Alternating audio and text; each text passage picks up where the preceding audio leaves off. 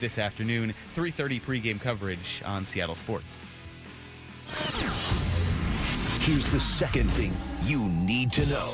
Well, this news kind of sent reverberations around the NFL quarterback world, with all these quarterbacks trying to look for salary extensions and renegotiate contracts.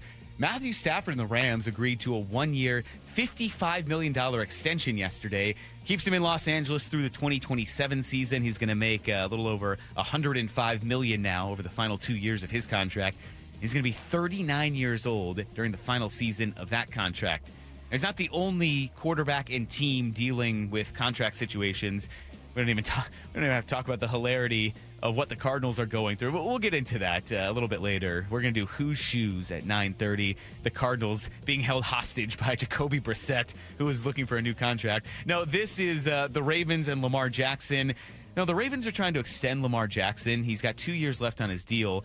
But 2027, right now, he currently has an $84 million cap hit. So they obviously are trying to lower that. ESPN's Jeremy Fowler says that from Lamar Jackson's side, he hasn't been kind of receptive to dealing with contract talks, and Fowler outlined why Lamar is absent from OTAs. They believe he's going to be back soon, that this isn't really a boycott situation. However, when it comes to his contract, they do seem to be in a bit of an impasse because the Ravens wanted this done. They've been clear publicly and privately that they want to extend Jackson, who has 2 years left on his contract.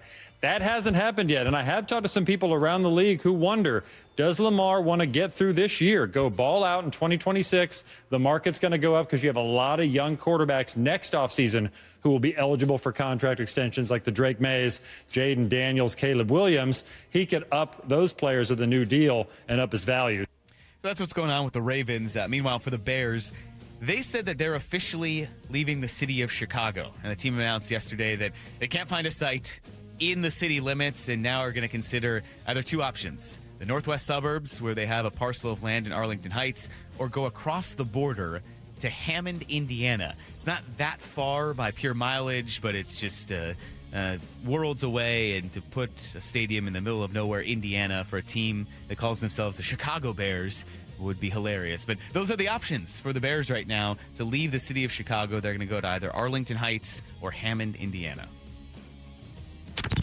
Here's the third thing you need to know. A lot to watch for tonight and this weekend for the Mariners prospects. Cade Anderson will make his 8th start of his pro career tonight for Arkansas. Found his first bit of adversity last Friday, allowed 5 runs on 6 hits in 4 innings. Now, despite that, Cade Anderson still has an absurdly good 1.85 ERA, 51 strikeouts to just 5 walks in 34 innings of work, and kind of an intriguing pitching matchup on the other side, now pitching for the Springfield Cardinals, former Mariners prospect, Jurangelo St. He's got an ERA over 6 this season. He is coming off a 10 strikeout game in his last start. And then up in Everett, Felton Celestin extended his hit streak to 25 games. He doubled last night. He's got a 25-game hit streak. That's 3 off the Northwest League record of 28. If you're kind of tuning around and trying to figure out what to watch or what to pay attention to tonight, Everett and then Cade Anderson start with Arkansas. It's become kind of a must-watch Friday tradition. The good thing about the minor leagues and how you're pitching essentially on a fixed schedule is that Anderson, I think in all but one start, is pitched on a Friday. So pretty much every Friday you can pencil in, all right, I'm going to pay attention to what Cade Anderson's doing. And for the most part, in all but one start, he has been untouchable. It's been absurd to watch what he has done. A couple other things you need to know. NBA and NHL both working their way through the playoffs and the conference finals in both the NBA and in the NHL. Knicks took a 2-0 series lead in the Eastern Conference Finals after beating the Cavs last night. Game 3 of the Western Conference Finals is tonight at 5:30. Series moves to San Antonio. It's tied 1-1 as the Spurs tried to ward off that team in Oklahoma City that is just so imminently unlikable. And I think probably everyone in the Pacific Northwest, for sure, rooting against the Thunder. If you're just a random NBA fan, I don't know, maybe you like SGA, but how can you not like the Spurs and Victor Wembanyama and the freakish athleticism that he has? He is an alien. He's 7 foot ginormous, and he's hitting 30-foot threes. Ridiculous. He's fun to watch. And then in the Stanley Cup playoffs, the Hurricanes lost for the first time in the playoffs last night. Canadiens win 6-2 in Game 1 of the Eastern Conference Final. On the other side, Game 2 of the Western Conference Final is tonight. Vegas on the road surged past the Avalanche in Game 1. So good sports month. A lot happening towards the end of May. You also have those Memorial Day weekend events, the Coca-Cola 600, the Indy 500. Do you think Salk would be talking about racing if he were here today? Does he know about the Indy 500? I don't think so. It's an American staple. All right, a cultural institution. One of the I grew up one of the watching events, a little bit of NASCAR. I will My say dad was into Rusty Wallace. I will say one of the events that you just have to go to experience once. It's absurd because the I still infield. haven't. I would love to. It's a wild party on the infield. You have a 2.5-mile track. These cars are going upwards of 220 miles an hour. It's Where's just the nearest, it's insane. There's not a racetrack anywhere. There's not a racetrack anywhere here. I'm trying to think. I know. I don't know where you'd go to see NASCAR around here. But that is everything you need to know. We're going to dive back into the Mariners conversation. Our Mariners insider, Shannon Drayer, will join me. A lot of questions. We have a lot to kind of sort through before the opening game of this series in Kansas City. Mike Lefko here with you. It's Brock and Salk on Seattle Sports and the Seattle Sports app. Have you downloaded the Seattle Sports app? We're going to have a challenge right here. What are you waiting for? Listen to this. Every pitch, Here comes the 3-2. every game, Swung on and missed. Got him. one app for free. How about that, folks? The Seattle Sports app. Every game, Julio racing back. right in the palm of your hands. Makes a leap and makes the catch. Plus the latest Mariners news, insider access, video, and podcasts. They got it. Wow. The Seattle Sports app.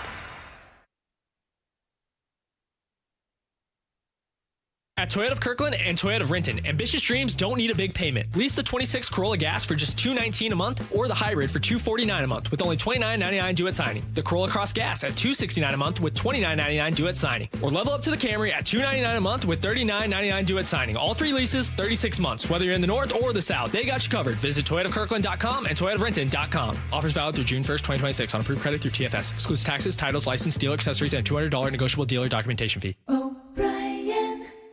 All right, Mike Salk here, and Cruising into Summer is back at Snoqualmie Casino and Hotel. Yes, Cruise into Summer with trucks and Harley-Davidsons with drawings every Sunday in June. You can earn entries now through June 28th. Sunday qualifying drawings 4 to 10 o'clock, 4 p.m. to 10 p.m. with Sunday night finale drawings at 10.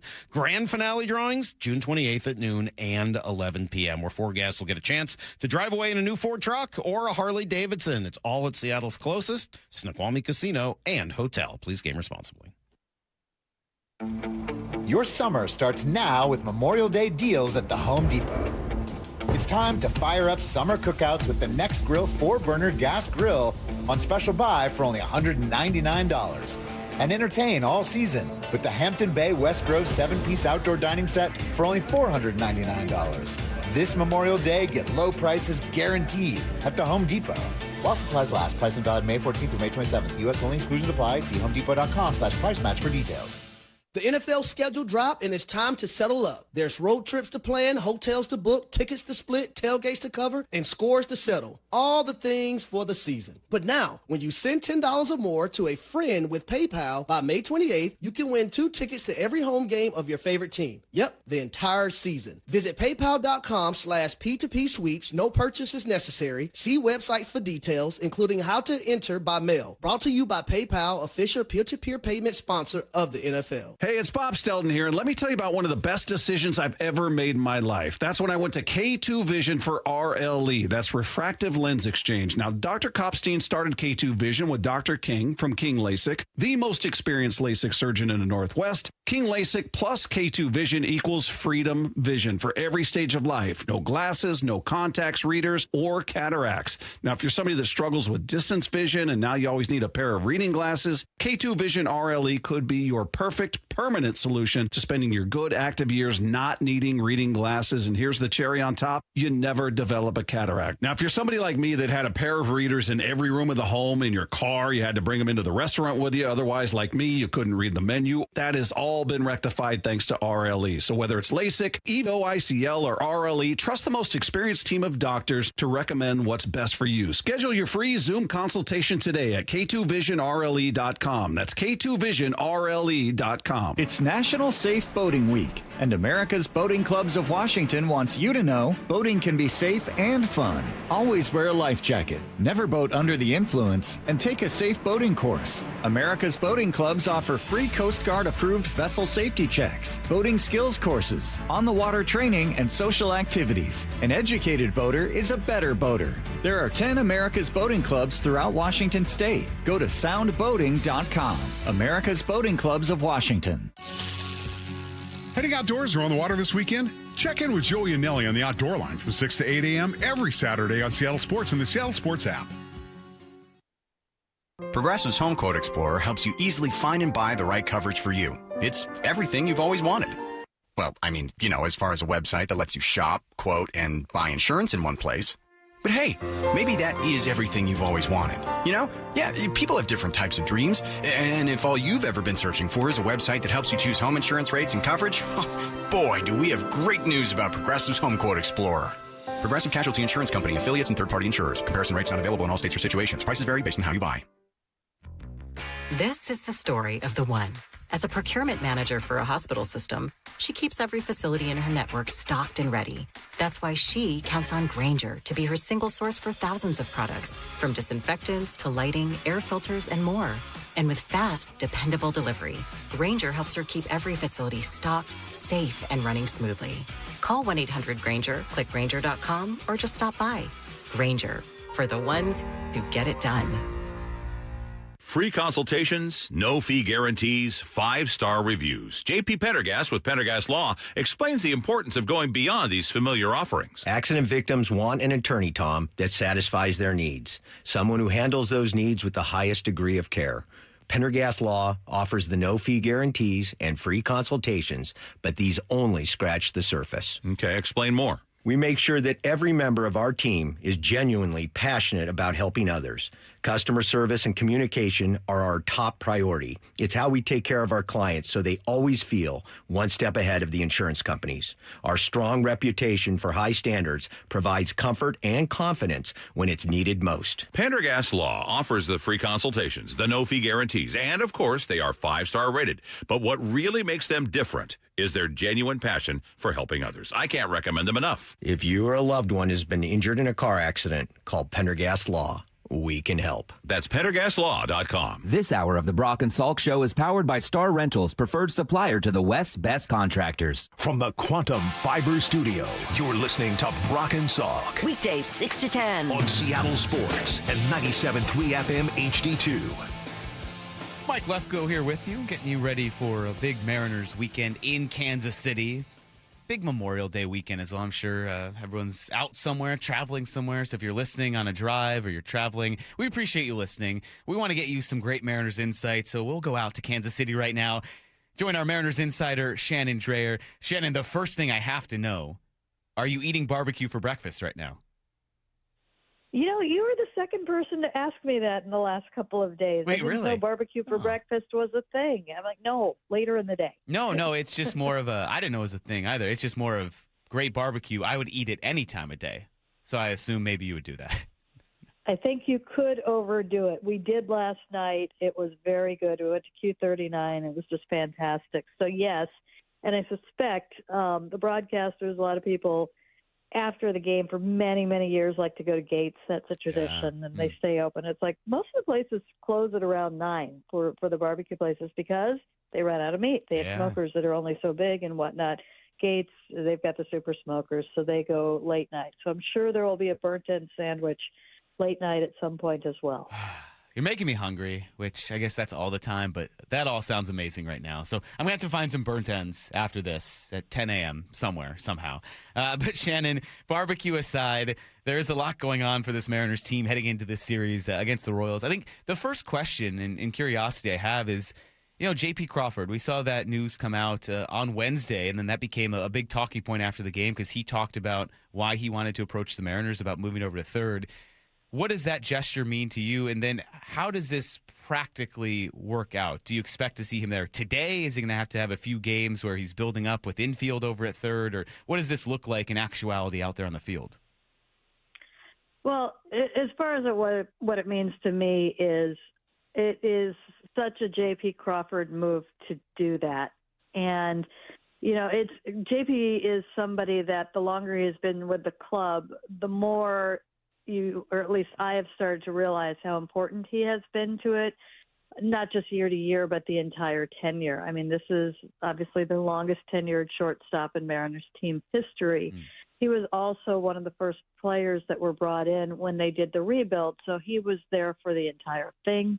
He's a player that, was a big part of both playoff runs and everything else in the building up.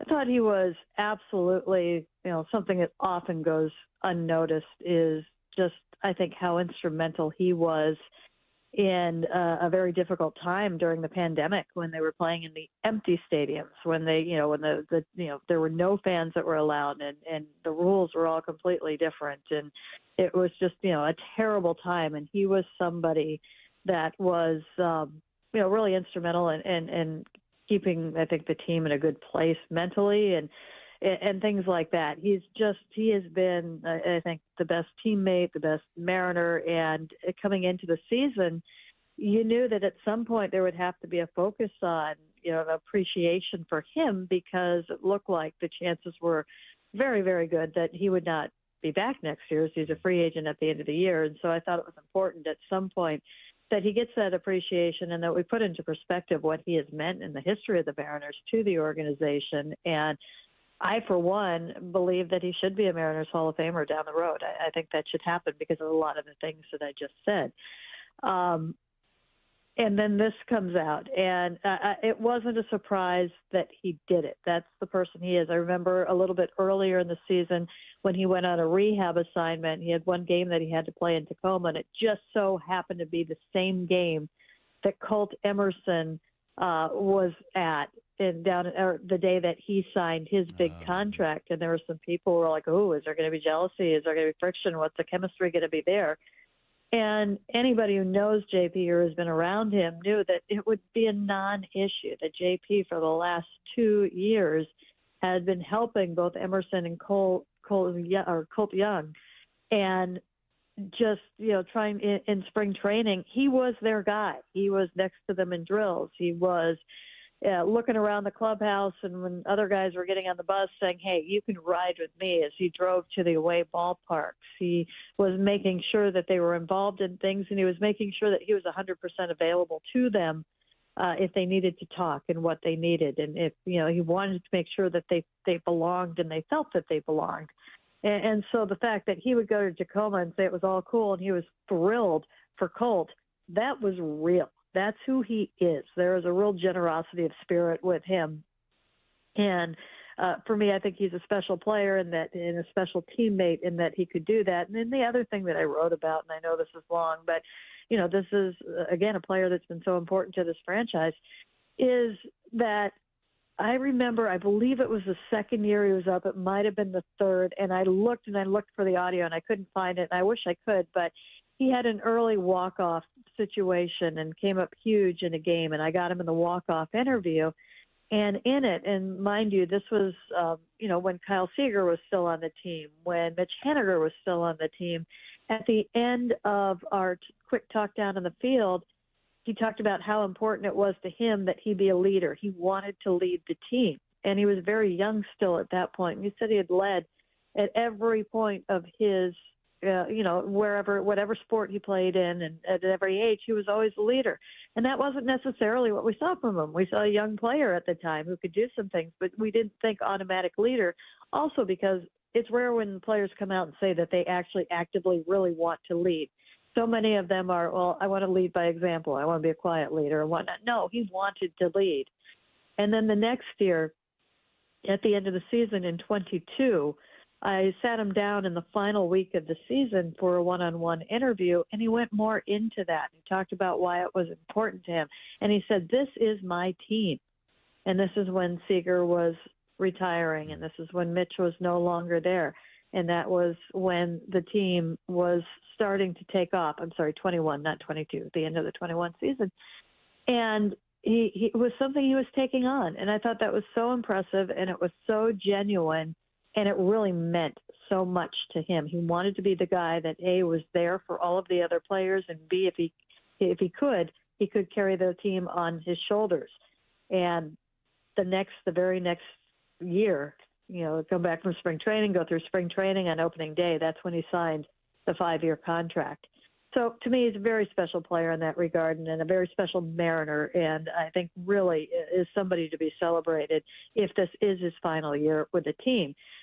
Could it possibly not be his final year with the team? We'll have to see. I mean, they will have an opening at third base and in left field, it would appear next year. I don't know that Randy is an automatic to come back. I'm sure he'll want to test the waters in free agency. We'll see there if JP can play third base and if it's somewhere that he's more comfortable, and it might be. I mean, we've talked about his defense falling off.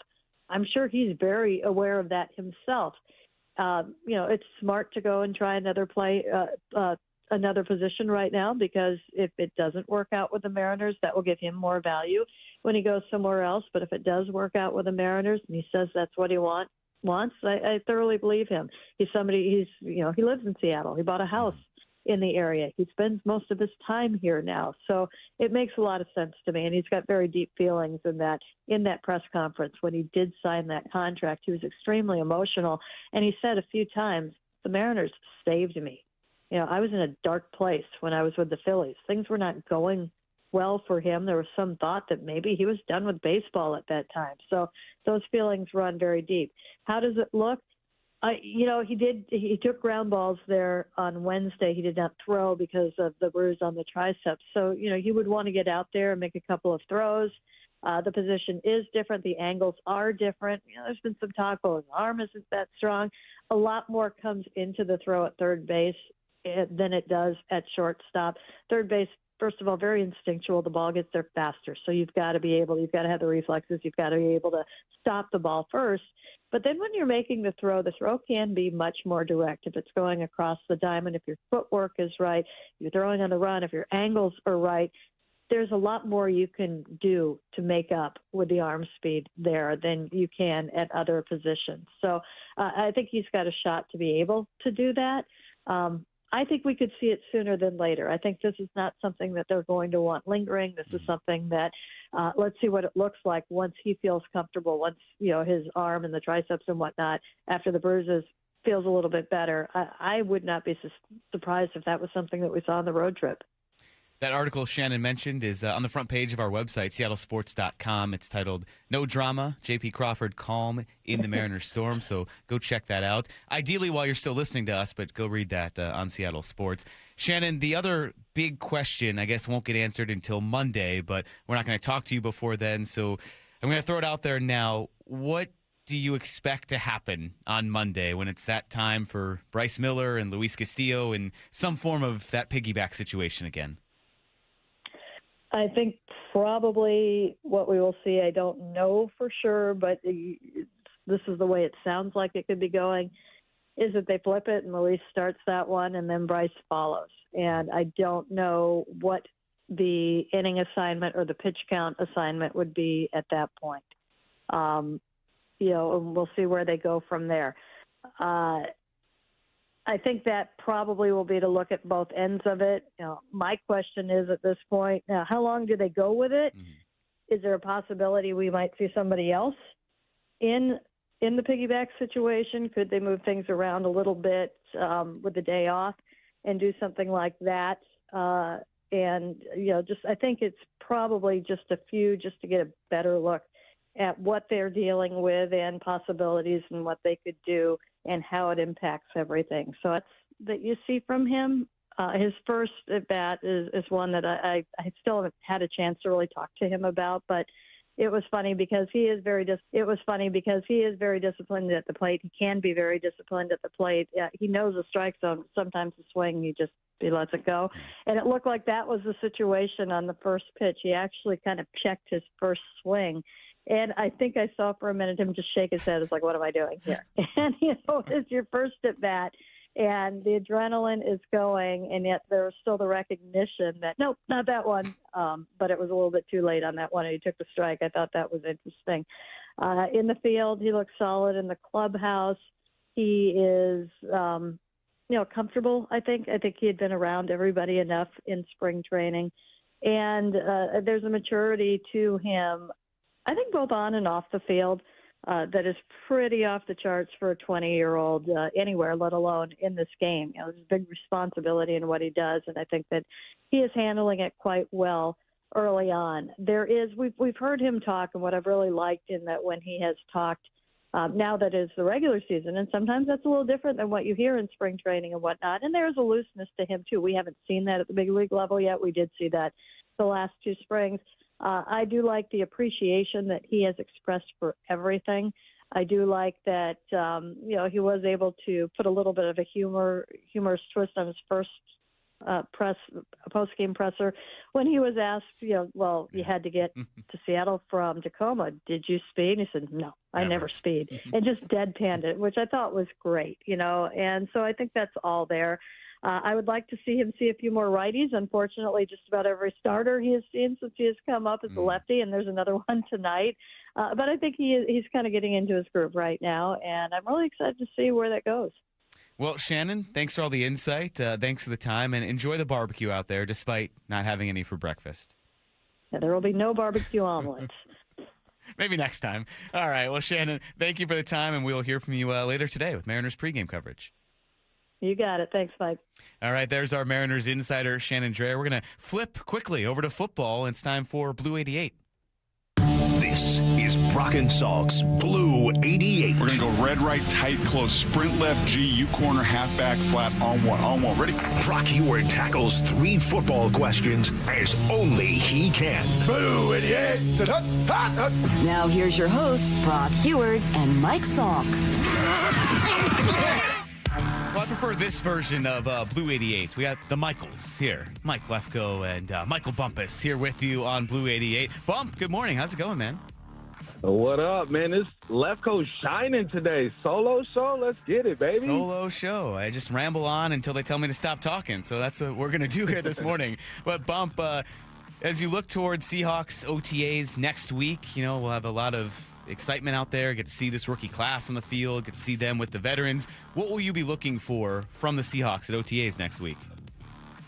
Well, I want to see these rookies shine, especially Bud Clark. The first thing I'm looking is seeing how he and Witherspoon interact, because they bring like the same type of energy, right? They're very active, big personalities, but they fly to the football as well. I want to see how these rookies are going to be used on this defense. Where does Julian Neal fit into this equation as well? We know Reek Woolen is with Philly right now. I assume that Josh Jobe is still going to have his role there. Just how these rookies get acclimated. And then Bo Stevens, is he going to push Anthony Bradford? I'm rooting for Anthony Bradford, honestly, Lefko. I know a lot of people knock him sometimes, and he has his moments, but when he's on point, he is on point. And if he's able to hold off Bo Stevens, that just means he got that much better. But if Bo Stevens beats him out, that means you got better at that spot. So it's a win-win situation. I think I know what this offense could look like. I did something on Monday, make it make sense what I think this offense is going to look like. I want to see the shifts in the motions. How fast do they start installing all of these plays offensively? I'm just excited, man. You're coming off a Super Bowl win. You have some new pieces, new offensive coordinators. So I'm focusing on the rookies on defense, see what they do. Then offensively, I want to see how Fleury gets acclimated and gets these guys going. Yeah, I can't wait to see the Defensive Player of the Year, JSN. I mean, how he looks. He's special. He's special. He can do it all. He can win both awards there. All right, number 2. Bump, we saw the news yesterday. Matthew Stafford getting a 1-year extension, $55 million. What do you think of that? And does that price point mean anything for Sam Darnold when he starts to look at a future contract? One, I think is well-deserved. Congratulations, Matthew Stafford. Had a career high when it comes to touchdown passes last year, only 8 interceptions, was a league MVP. He's doing it in his late 30s. I always support the elder statesman in the NFL. So congratulations to him. I think is well-deserved. Was it due to Sam Darnold? It's kind of weird, Lefko, because it's like Matthew Stafford deserves that $55 million. And if I'm Sam Darnold, I could say, look, I've done almost everything that Sam Darnold has done already. I've won a Super Bowl. I've been All-Pro. I've been a Pro Bowler. I haven't won an MVP. But there's an argument for Sam Darnold if he wants to go that route. But then I think about Sam Darnold and his personality and what I know of him, and I don't think he's money hungry. I had to look it up yesterday.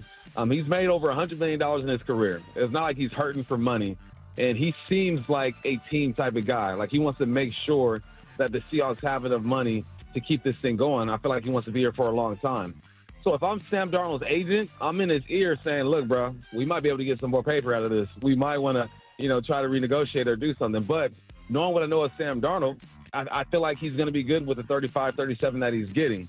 I think he's worth more than that because of what he's done in 1 year with this program. And I think if he has another good season, then he really should be asking for more money. But you know what the fans, Lefko, they're going to say, you got to be a team guy, take less money. Never take less money. If you can get more money in the NFL in any league, you go ahead and take it because as soon as you are not capable of performing at a high level, the league will get rid of you. So I think that it does make Sam Darnold's agent perk up a little bit, but I think Sam's all right, and he's going to play this contract out. Yeah, I know sticker shock comes into effect when you're talking about potentially paying a quarterback upwards of now probably $55 million, and Sam Darnold much younger than Matthew Stafford. You and Stacy had a great conversation about kind of assessing where he is because there were these rankings that came out about quarterbacks over the next few years, and Darnold maybe a little lower than people thought. But, if he does this again, how can you not think he deserves $55 million if you are Darnold and you're his agent? And it's kind of the price point now, it feels like. So that might happen if Sam Darnold does this again. And you know what? In my mind, I feel like it'd be hard to argue against giving him something like that because, hey, Matthew Stafford's going to be 39 and he's getting $55 million. Sam Darnold's just going to be entering his 30s and might be coming off another year like this.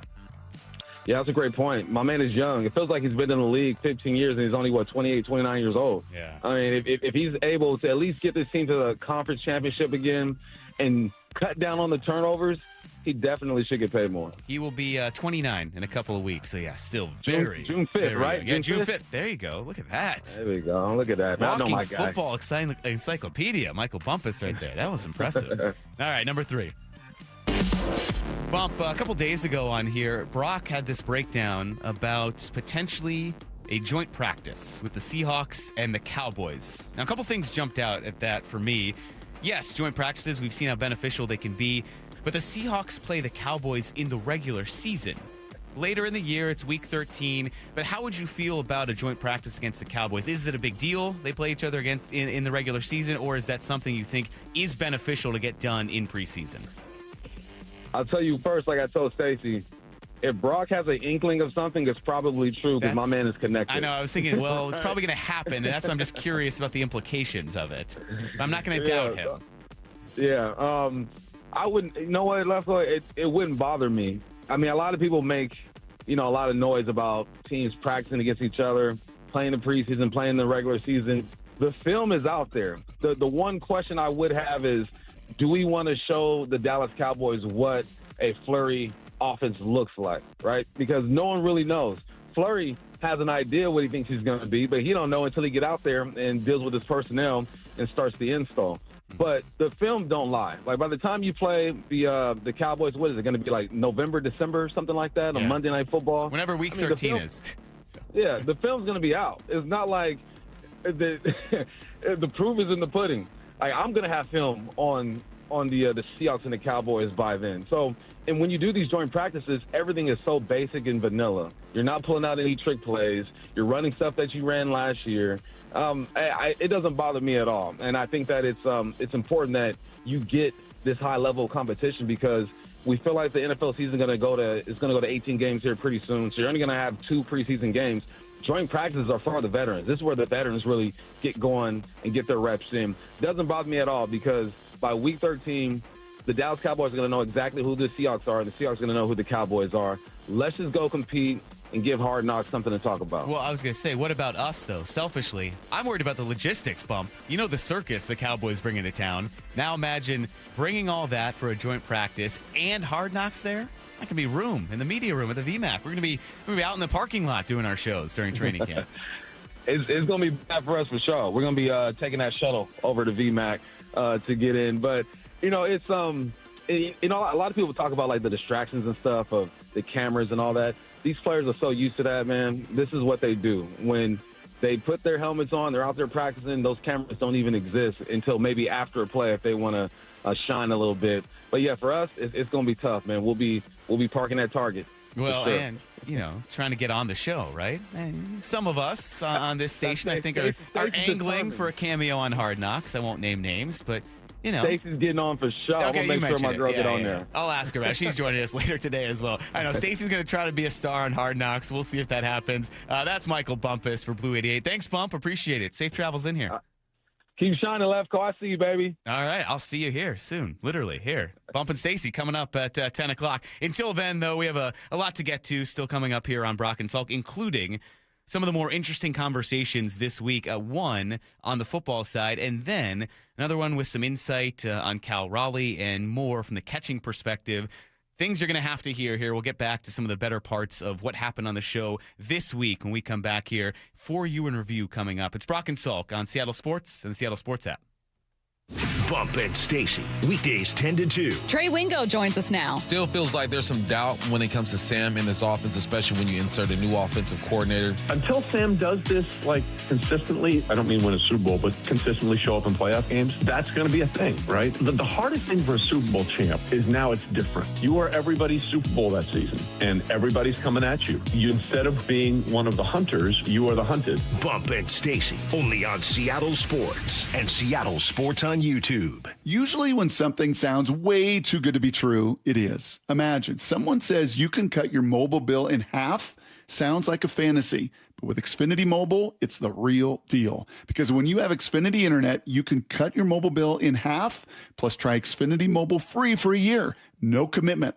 That's a lot of streaming, sharing, scrolling, and whatever else you can do with your phone, all for half the price and none of the commitment. That means you'll save big over Verizon, AT&T, and T-Mobile. Wild.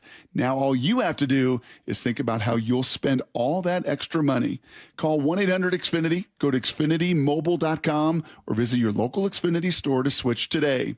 Xfinity, imagine that. Restrictions apply. Savings compares one line of Xfinity Mobile Select to comparable plans from T-Mobile, Verizon, and AT&T as a $324.26. Taxes, fees extra, $30 monthly discount limited to new mobile customers only.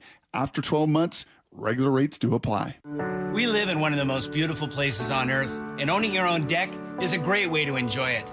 But finding the right decking solution can be overwhelming. That's why all 9 of our Puget Sound locations offer decking showrooms so you can get your hands and toes on the more than 60 decking options we carry. So if you have any questions about building, maintaining, or repairing your deck, contact me personally. Mike Dunn at DunnLumber.com. Trex decking products on sale now through May 31st at Dunn Lumber. In 2026, Bay Alarm celebrates 80 years of security. With burglar and fire alarm systems, 24/7 in-house monitoring, and local service, our promise to the Puget Sound remains the same. We got you. Learn more at bayalarm.com. Stacy here. Sell your car to Wayscar Ford, and when they resell it, they share half their profit with you. That's right. Sell your car to Wayscar Ford, Isuzu, and Auburn. They'll pay you today for your car, and once they resell it, they'll share half their profit with you. WayscarFord.com. Dave Wyman here to talk about a revolutionary treatment for prostate cancer at Swedish called CyberKnife. I want to bring in Dr. Meyer, medical director of the Swedish Radiosurgery Center, with the most experienced prostate cancer treatment team in the Northwest. Dr. Meyer, is CyberKnife a new treatment? The CyberKnife technology is not new. The system has been around for more than a decade and has helped thousands of men with prostate cancer. What can patients expect from CyberKnife treatment? Well, the CyberKnife system is designed to help you gain control over your prostate cancer in the shortest number of treatments, and with the least impact on your romantic life and on your urinary and bowel function. The result, well, you get back to a normal, healthy life faster. To learn more about CyberKnife for prostate cancer, go to swedish.org/CyberKnifeProstate or give them a call, 206-320-7187. Treat prostate cancer with Swedish CyberKnife. CyberKnife is a registered trademark of Accuray Incorporated and is used with permission. Guys, tired all the time? Gaining weight? Low drive? These aren't just signs of aging. They could be low testosterone or other underlying issues. This June for Men's Health Month, Revive Men's Health in Washington is helping men take control of their health with a free, comprehensive wellness panel. A $400 value included when starting treatment. Your panel checks key health markers, including testosterone, blood sugar, cholesterol, kidneys, liver, and thyroid, so you can finally understand what your body's been trying to tell you. Since 2011, over 120,000 men have trusted Revive to get real results. More energy, better sleep, improved mood, and confidence that shows. If something feels off, don't wait. Get answers, get a plan, and start feeling better. This offer ends June 30th. Schedule your free comprehensive wellness panel today. Call 206-529-1111. That's 206-529-1111 or visit revivemenshealth.com. Coming to Emerald Queen Casino Event Center, Thursday night, June 18th, it's Jim Jeffries. If you see like an old couple and you go, how long have you two been married for? And they go, 45 years. And then I always ask, what's your secret? The man goes like this, she's always right. And then you see him go dead behind the eyes. Tickets at emeraldqueen.com. Global comedy heavyweight, Jim Jeffries, June 18th at Emerald Queen Casino, the entertainment capital of the Northwest. 21 and older, need gambling help? Call 800-547-6133 or visit emeraldqueen.com. Your old furnace ain't nice, and your toes are like ice. DayandNight.net. This month, Day and Night gives you a free furnace with the installation of an AC or heat pump. If you're not sure your furnace will make it through another winter, call us to install a proper, long-lasting, efficient heating system backed by our lifetime workmanship guarantee, so you won't be left out in the cold. Install an AC or heat pump and get a free furnace from Day and Night Plumbing, Heating, Cooling, and Electric. DayandNight.net. Let's go! This is Seattle Sports. Streaming through the Seattle Sports app. KIRO AM Seattle. KIRO FM HD2 Tacoma. Home of the Seahawks, Mariners, and everything Seattle sports. Give me a freaking auto! From the Quantum Fiber Studio, this is Brock and Salk on Seattle Sports. Brock Heward and Marcus. Sorry about just Mike. Heward, not exactly Joe Cap there in the pocket. Now here are your hosts, Brock Heward and Mike Salk. I just had a couple of good conversations here on Brock and Salk. Our Mariners insider, Shannon Drayer, with a lot of insight on J.P. Crawford. Wild to think that he's going to be the longest tenured shortstop Mariners history. Certainly he's the longest tenured active Mariner right now. So Shannon had some good insight on that, and then how this situation might play out when J.P. Crawford actually moves over to third. He offered to move over to third, but you're going to make sure that he's ready to do so. He took some infield on Wednesday, didn't throw because of the tricep. So we'll see. I mean, the lineup comes out later. Will he even be in it? Is that tricep still kind of bothering him when he throws? A lot to kind of look out there, but that's kind of going to be the question for Crawford, and Shannon had some good insight. And then Michael Bumpus with some good breakdown of what to expect at Seahawks OTAs. Now, those are just a couple of conversations. There are many good conversations that happen on this show all week, and we're going to catch up with some of the best of them in For You in Review. Brock and Salk present For You in Review. Time for our weekly chat with Jeff Passan from ESPN. We've got Joel Clark. Good morning, Joel. Let's talk to Coach McDonald. This is For You in Review, brought to you by the Seattle Sports YouTube page, where you can find the full version of every interview. Yeah, all these conversations are up there, certainly worth checking out. Maybe listen more in a commercial break or after the show if you missed the full convo, but we're going to highlight some of the better parts of these conversations from this past week, including some great timing. I don't know if Brock planned it this way, but to have AJ Pierzynski on right after the piggyback situation, that it became literally the talking point of the entire day leading up to Wednesday. We did not plan it that way. He had an in-house plumbing issue, like a leaky pipe the week before, and then we were able to reschedule him. Can I tell you that, Tuesday, leading up into the game, I was joking with Wyman. I said, I bet we're going to say the word piggyback 100 times. And I was joking. I kind of thought, that's an extreme number. It's not going to come close to that. It's just you're going to hear that term a lot.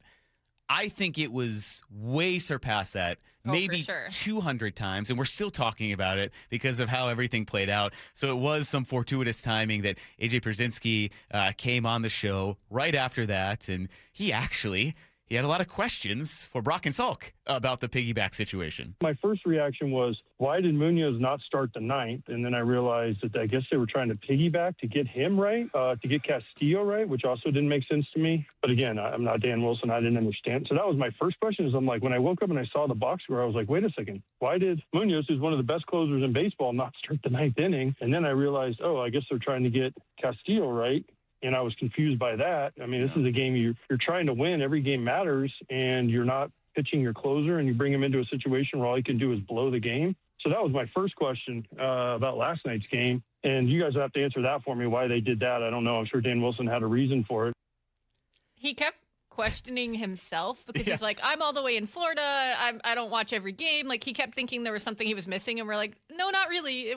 It just really went poorly and probably should have gone differently. You're right. Yeah. This is not part of For You in Review, so sorry to veer off topic, but similar lines. So Bob Stelton, obviously, Wyman and Bob, he just got back from Italy in his travels through Europe.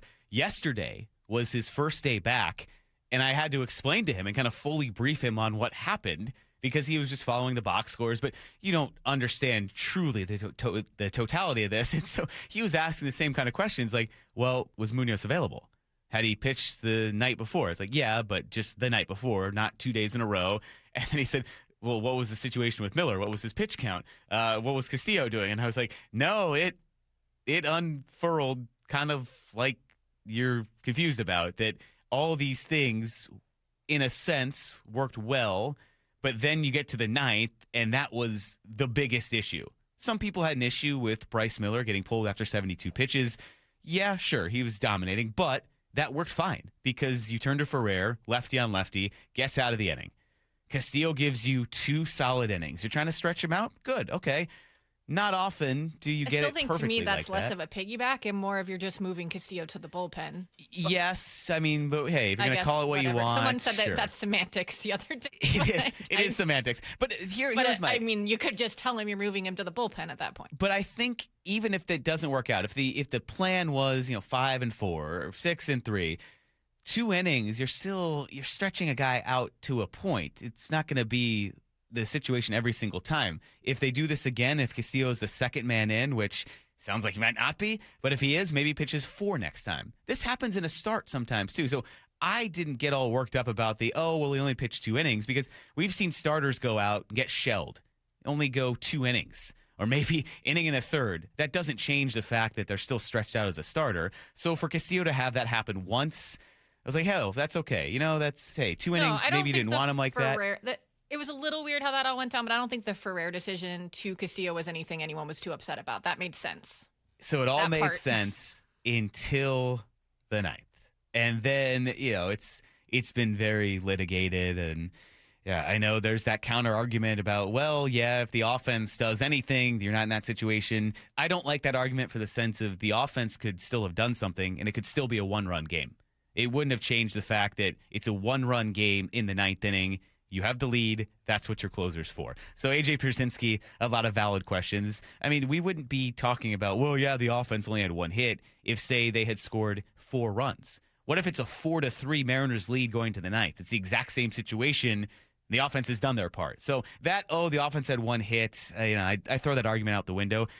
In that game, crazy as it sounds, they had done enough to get you the lead. Sometimes it's going to be ugly like that. So you have the lead.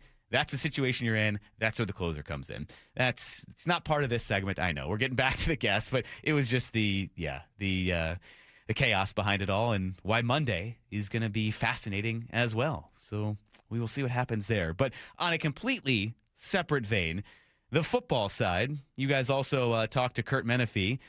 He had some good insight about the season opener, and much talked about as well. The Seahawks are opening the season on that Wednesday night.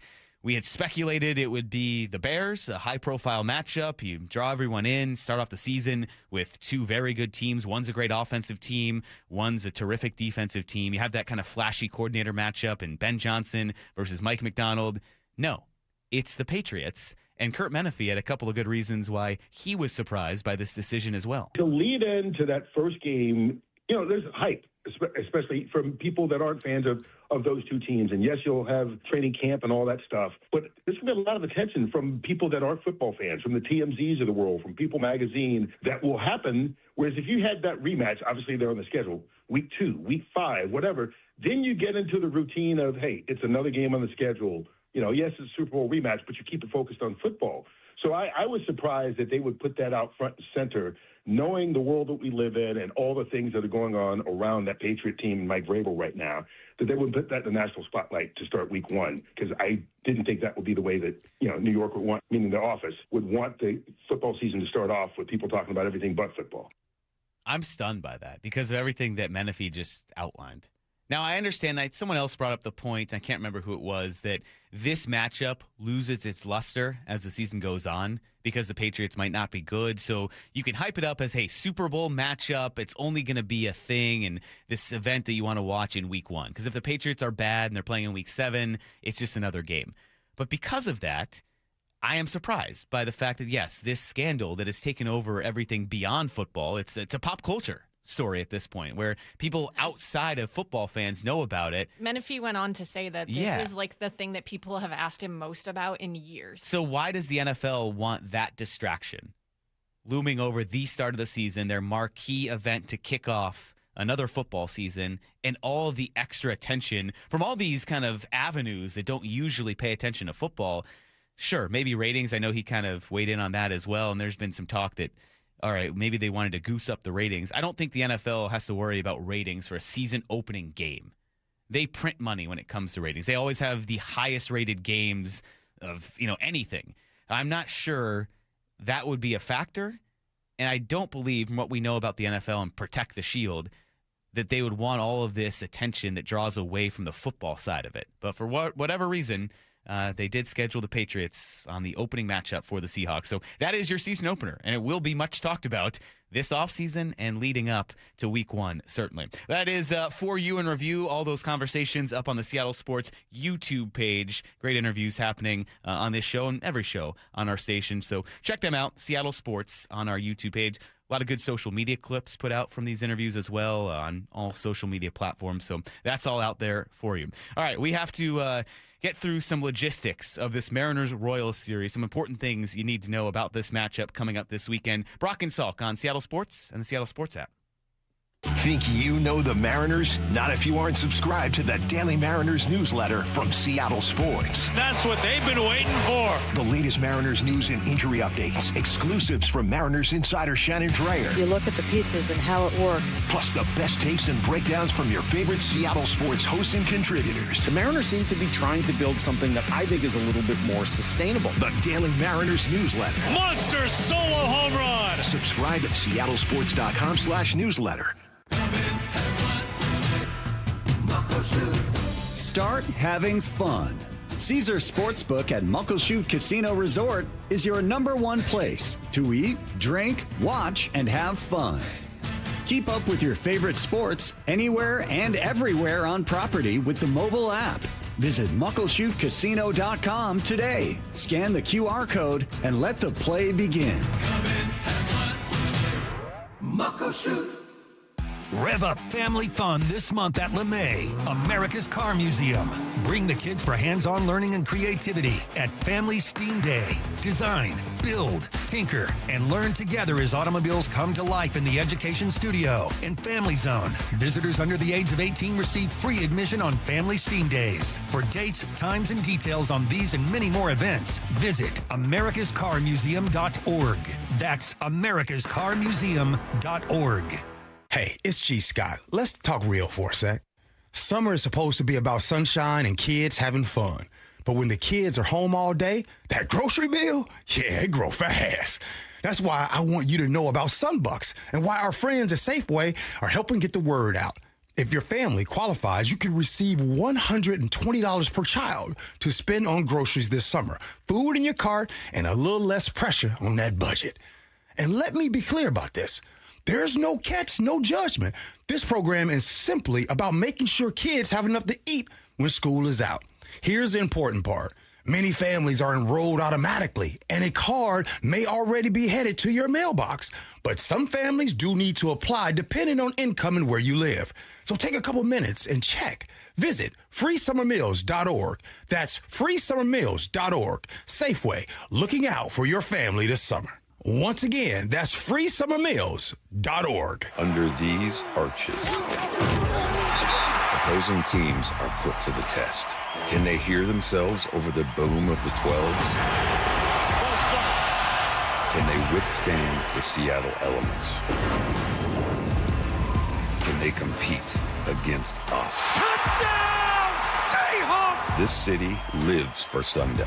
Get your tickets for Seahawks game days at Lumen Field and experience what this city lives for. Visit Seahawks.com today. It's a fact. When your eyes work correctly, light focuses through both your cornea and your lens to give you high-quality vision. Hi, it's Dr. Kopstein from K2 Vision. Here's another fact. As we near age 50, we begin to lose the quality and function of our natural lens. That's when we start to reach for reading glasses and contemplate those cataracts on the horizon, typically in our 70s or later, but inevitable if we get old enough.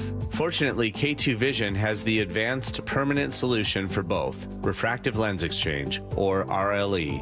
K2 Vision RLE is a quick, painless procedure that restores distance and near vision permanently. Plus, another thing is permanent. You will never develop a cataract. After over 20 years replacing over 100,000 failing lenses, we will help you determine when it's your right time for RLE. Schedule your free Zoom consult today at k2visionrle.com. K2 Vision RLE. No readers, glasses, contacts, or cataracts. Heading outdoors or on the water this weekend? Check in with Joey and Nelly on the Outdoor Line from 6 to 8 a.m. every Saturday on Seattle Sports and the Seattle Sports app. Workdays can be unpredictable, but your workwear shouldn't be.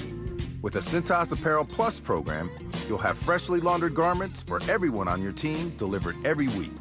Cintas has workwear for just about any job imaginable, with high-performance fabrics and an uncompromising fit that stretches and moves with you. Don't leave looking and feeling good to chance. Visit Cintas.com. Oh, I'm ready! And get ready for the workday.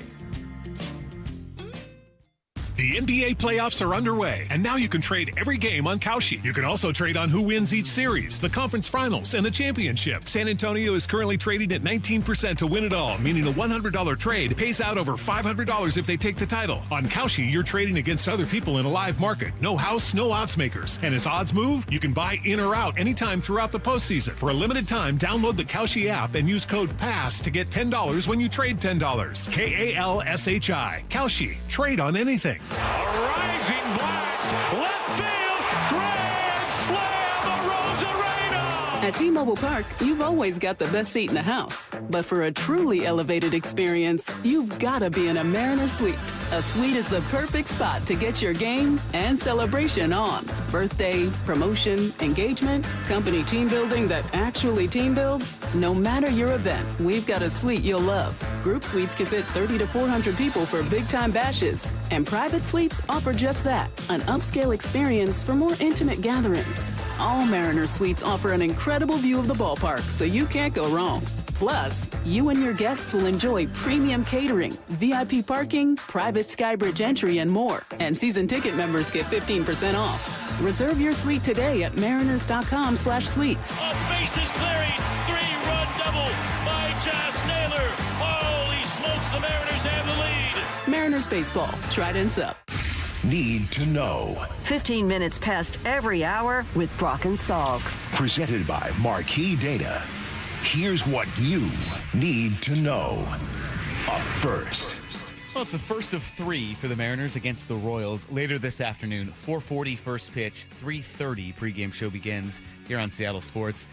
The Mariners are going to face a lefty. For Kansas City, it will be Noah Cameron, although 2 lefties for the Royals have been placed on the IL, Cole Reagans and Chris Bubich, so you won't see any of them, but Noah Cameron, left-handed pitcher, gets the start today. Coming off a start against the Cardinals, went 6 innings, gave up 3 runs. There have been runs scored on him, but we also know the Mariners and their issues sometimes against left-handed pitching. On the other side, Logan Gilbert gets the ball for the M's. Now he enters this one having given up currently it's the highest hard hit rate of his career so far. But Jeff Passan earlier this week on this show was breaking down why he isn't worried about Logan Gilbert. I looked at all 11 home runs that Logan Gilbert's given up this year, and almost every one of them has something in common. They are pitches right over the middle of the plate. And that, if you want to make the case that Logan Gilbert is leaving too many pitches in the heart of the plate, and that, with hitters as good as they are these days, that you cannot do that because they're going to get punished, I feed that to you. I think that is fair. He is missing too much, but I think that can be fixed. right? Logan Gilbert, over his entire career, it's not George Kirby command, but it's well above average command compared to the average major league pitcher. As long as he's keeping the ball on the corners a little bit more, he's going to find himself in a lot more effective place. So Gilbert with the start this afternoon, and then George Kirby gets the ball on Saturday. Brian Wu wraps up the series on Sunday. And this series, especially on the road in Kansas City, has been kind of defined by crazy offensive outputs or absurd comebacks, some blown leads for the Mariners over the past few seasons. Last year, though, ended in good fashion, a series win. And in game one of the series, Cal hit 2 home runs. Dominic Canzone had a career-high 3 in the Mariners' game 1 win. Who knows what will happen, but first pitch, 4:40 this afternoon. Here's the second thing you need to know. A lot of intrigue with the Mariners prospects as well. Tonight, Cade Anderson will make his 8th start of his pro career.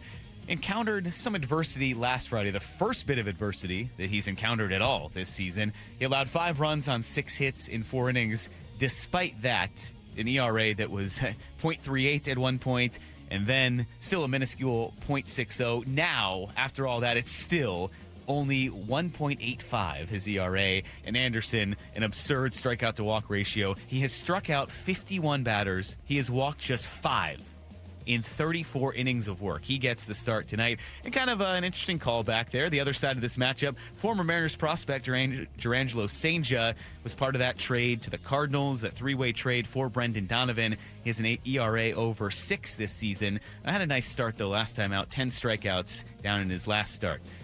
And in Everett, Felton Celestin extended his hit streak to 25 games last night, 3 away from tying the Northwest League record of 28. He's become must-watch every single game as well for the Aqua Sox. Here's the third thing you need to know. A couple of NFL notes to get to. Some quarterbacks are happy with their new contract situation, as in the case with Matt Stafford and the Rams. Sorry, Matthew Stafford. Don't want to get his wife, her scorn. Did you see she had some post about the disrespect? There was one of these shows, I'm sure, called him Matt, and then his wife posted something about, I cannot believe the disrespect. He's been in the league, blah, blah, blah. Matthew, not Matt. She's a lot. Whatever. So I'm sorry. I've now endured her scorn there. But Matthew Stafford signed a 1-year, $55 million extension. And he's going to be in Los Angeles through the 2027 season. He'll be 39 years old on the final year of that contract. But for the Ravens, they want Lamar Jackson to sign a new contract because next year, Lamar is going to have an $84 million cap hit in 2027. So the Ravens want Lamar to sign. Lamar, for a couple of reasons, does not want to sign yet. ESPN's Jeremy Fowler broke those reasons down. They believe he's going to be back soon, that this isn't really a boycott situation. However, when it comes to his contract, they do seem to be in a bit of an impasse because the Ravens wanted this done. They've been clear publicly and privately that they want to extend Jackson, who has 2 years left on his contract. That hasn't happened yet, and I have talked to some people around the league who wonder, does Lamar want to get through this year, go ball out in 2026? The market's going to go up because you have a lot of young quarterbacks next offseason who will be eligible for contract extensions like the Drake Mays, Jaden Daniels, Caleb Williams. He could up those players with a new deal and up his value. That'll be interesting to watch. Lamar, tough season last year, dealt with injuries that kind of derailed his year, but still one of the most dynamic quarterbacks in the NFL. And we're seeing guys like Matthew Stafford get $55 million at 38 years old for 1 year. Yes, what can Lamar Jackson get? Or all those young guys that Jeremy Fowler mentioned. The quarterback situation just continues to be kind of out of control when it comes to contracts. And there's always that evolving mix of, you have to pay a good quarterback, but how can you win if you're paying a good quarterback X and you don't have the rest of your money to fill out on the roster? No, it's an evolving problem for GMs everywhere. Something that the Seahawks right now don't have to worry about yet. Sam Darnold going to be, close to a $38 million cap hit. Eventually, you're going to have to make that decision. He's got 2 years left on his contract. A couple other things you need to know. Playoffs going on in the NBA and the NHL. They're in the conference finals in both of these leagues. The Knicks took a 2-0 series lead in the East. And then Game 3 is tonight in the Western Conference Finals. Even if you're not an NBA fan, I think you got to get galvanized and root against the Thunder. From I grew up in Indiana standpoint, it was amazing for two reasons last year to see everyone here root for the Pacers. That was a lot of fun. I was like, oh, cool. We can all root for the Pacers. And then it wasn't fun in Game 7. But until then, it was a lot of fun. So you're rooting against the Thunder, the Spurs, and Victor Wembanyama have home court now. Game 3 of the series tonight. Series tied at 1-1. There's a situation we want to talk about with that coming up at 9:30. We're going to do whose shoes. And there is a shoes question we're going to throw out when it comes to the NBA. So we will talk a little NBA coming up later. Then in the Stanley Cup playoffs, the Hurricanes lost for the first time in the playoffs. Montreal, who has won back-to-back Game 7s to get to the Eastern Conference Final, stormed past them. I mean, I do too. The Bruins, Canadiens, I certainly understand. But the way they beat the Lightning, just infuriating. They had 9 shots. And they beat the Lightning. I'm never going to forget that game. It was maybe one of the most infuriating sports watches I have had. So for them to do that. Humiliating. And then Buffalo, they kind of choked as well in Game 7. Poor Buffalo. Just heartbreak city. That was a good series, though. That was a good series. But Montreal storms through, and then they scored 4 goals in the first period yesterday. So they take Game 1 against Carolina. Game 2 of the Western Conference Final tonight. Vegas on the road also got past the Avalanche. Kind of a theme, though. The teams with rest came out a little rusty.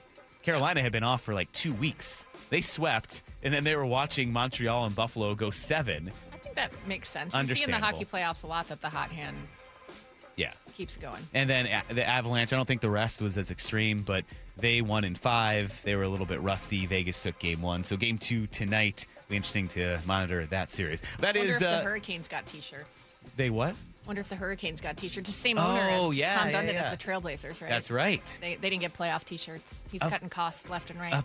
Apparently, I mean, we don't have time for this, but apparently the Hurricanes are well run, or they've been successful, maybe despite what Dundon has done. But yeah, the Blazer situation not good there, and he just slashed a ton of front office jobs. So something to monitor there when it comes to the Blazers and Tom Dundon. But we have to get to, I don't know, do I call it the most entertaining 20-plus minutes in radio, the most chaotic, the most uncontrollable 20-plus minutes the most adventurous on a Friday? Certainly, yes, that's a good word for it. The most adventurous 20-plus minutes coming up. G. Scott will join me in here. Brock and Salk on Seattle Sports and the Seattle Sports app. Have you downloaded the Seattle Sports app? We're going to have a challenge right here. What are you waiting for? Listen to this.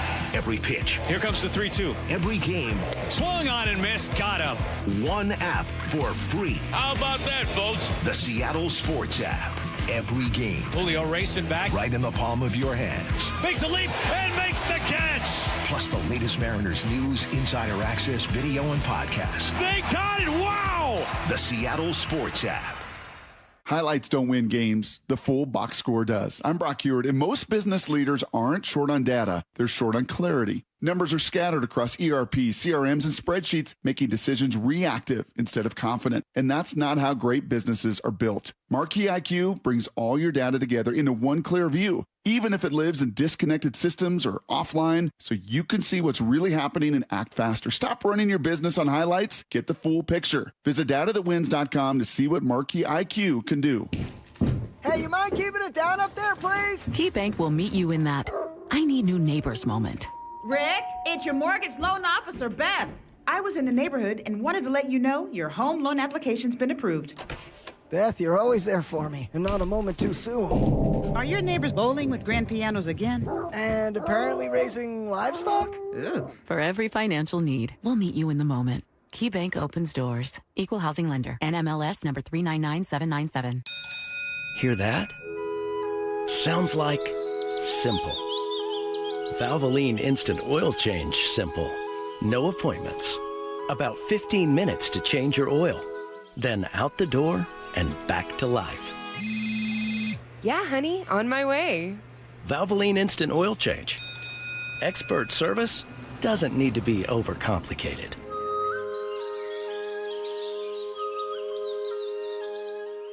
Still planning your summer vacation? Tired of airports and long drives? Anacortes Yacht Charters has a better option. Cruise the San Juan Islands aboard a fully equipped yacht. Take the helm of a bareboat charter or hire a skipper to explore on your terms. Quiet coves, lively harbors, no schedules. Just a tide guide and a sense of adventure. With a fleet of 50 powerboats and sailboats, AYC has options for groups large and small, from beginner to old salt. Start your San Juan adventure at ayc.com/KIRO.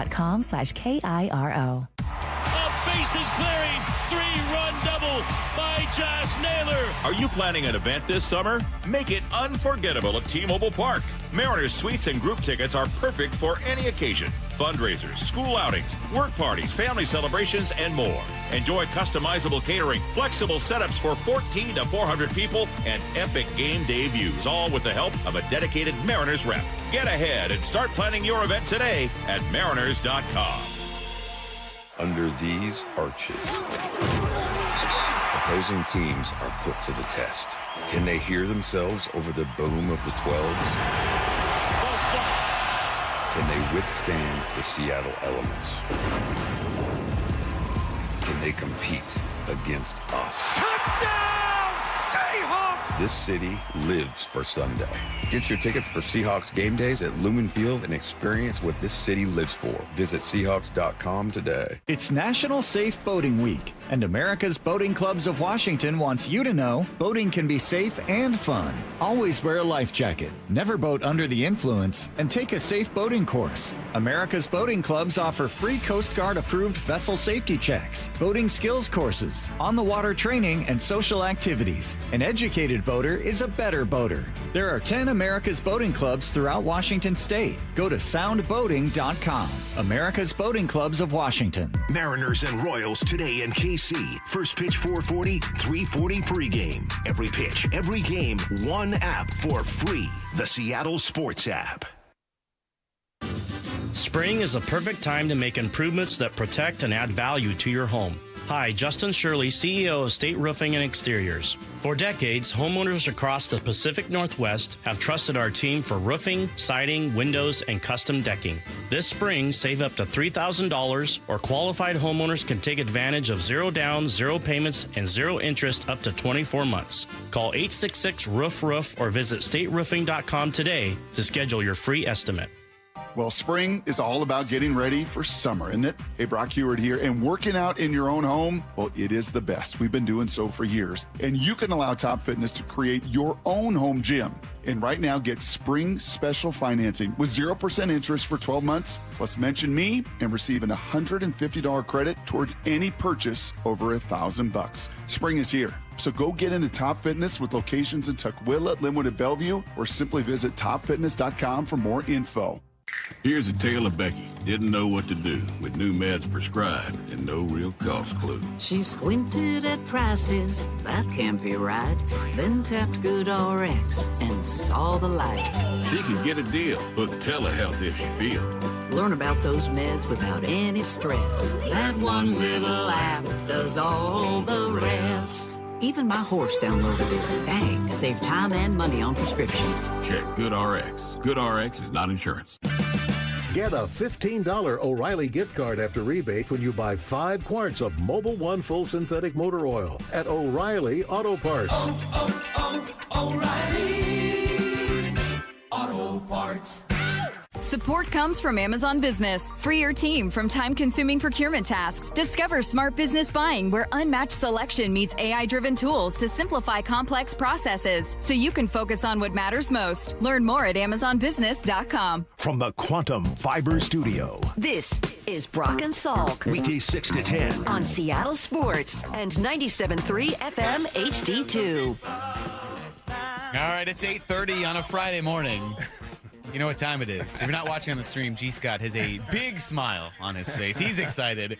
He is ready to go. Hey. I love that you always come in and ask me what we're talking about because I have no say in this. You're just going to come in and we're going to talk about what you want to talk about.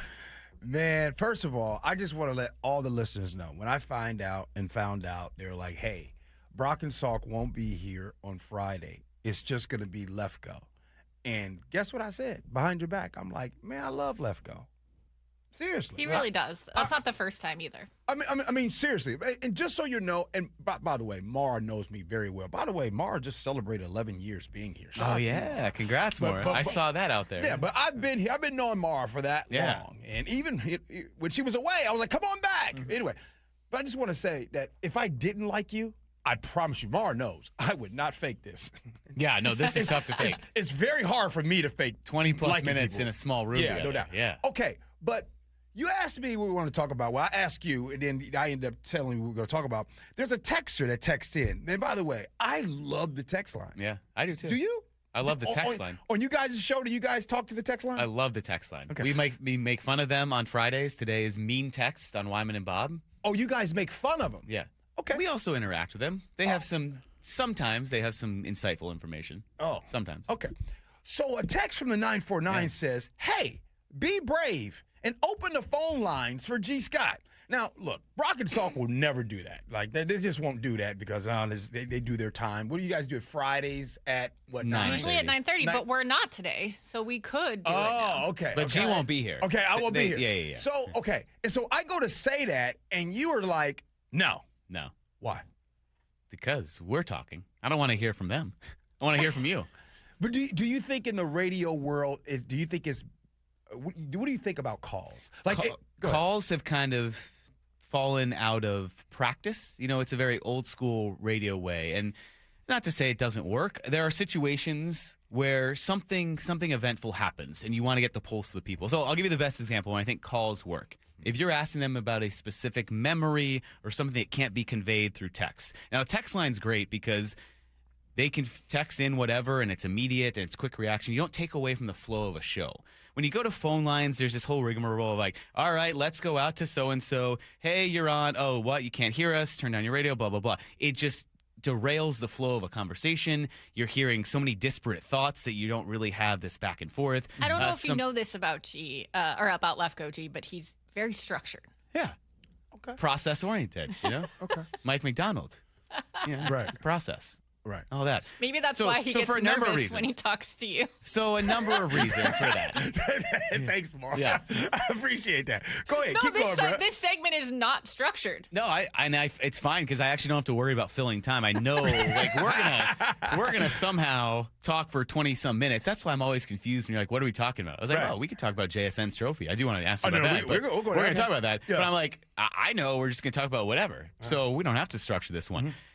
It's something where you're ceding control, in a sense, to listeners. And people are tuning in, you hope, to hear you or whoever's on this show, especially in an age of very rapid attention spans, and you don't have the time or luxury to hold someone's attention for 20, 30 minutes. Sure. People are tuning in for maybe 2 or 3 minutes, or maybe 5 minutes when they're going somewhere, or they're on a walk listening on a podcast. And I think we like to think, hopefully, hey, you're tuning in because we can provide something to you.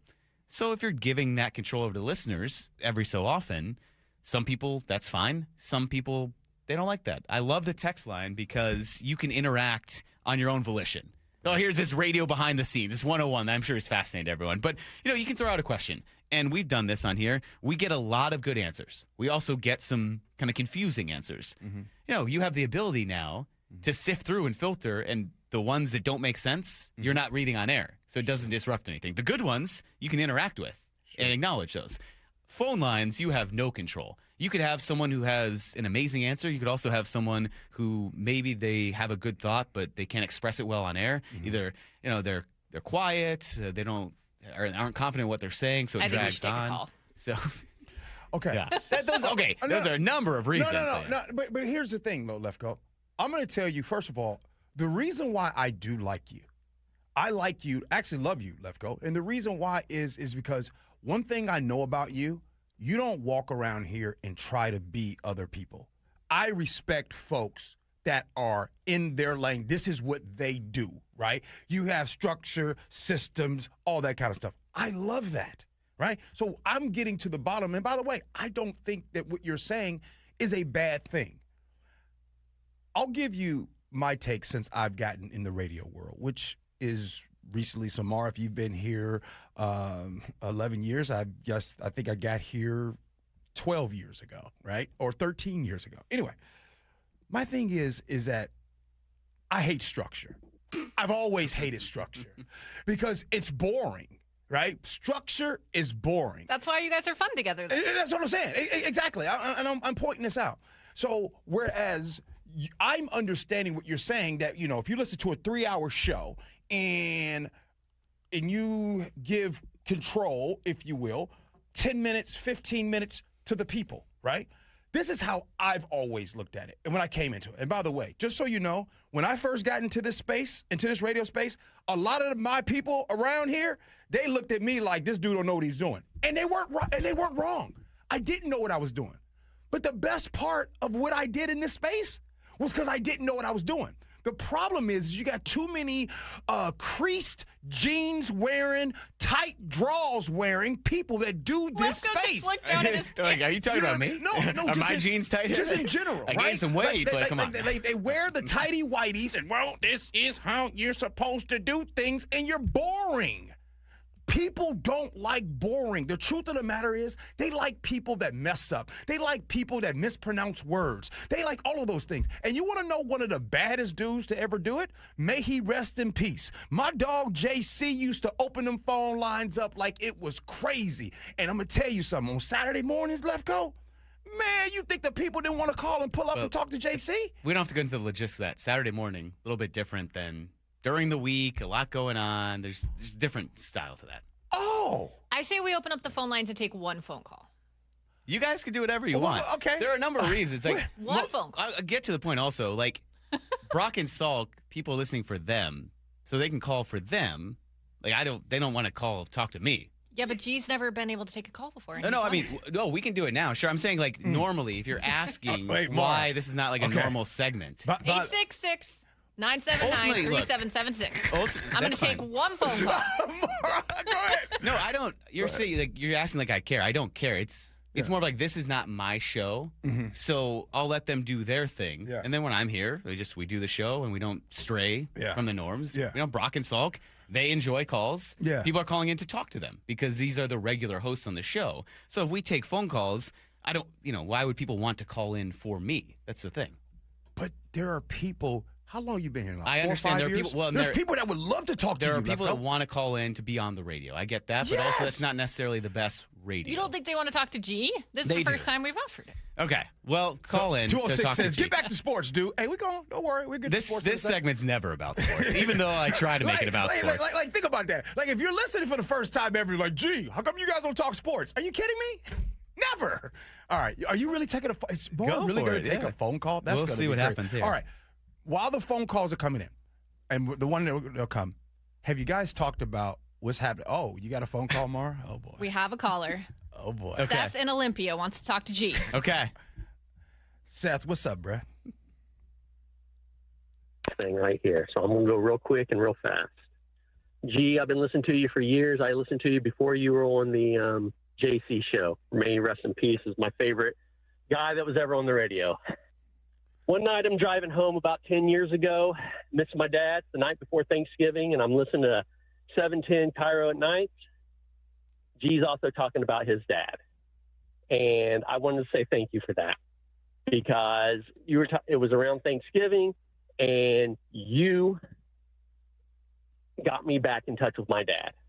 And my dad had died 20 years ago, and I hadn't been able to grieve for him. And that night, you talking about your dad who had died, and you talked about him not coming out for the last Thanksgiving. That meant a lot to me, G. Wow. Another thing, I'm from Indiana, and you're from the Midwest, brother, and you told me about a tradition, a sports tradition that happens 36 minutes from where I live. Well, I grew up poor, so I grew up in a small town, and I never got to go to the basketball games in Indiana and stuff, and you told me about the tradition at Taylor University.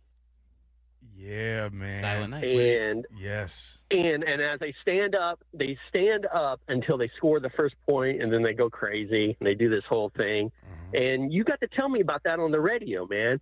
And I'm from an all-white town, sundown town, racist town of people that don't share culture, that put each other down.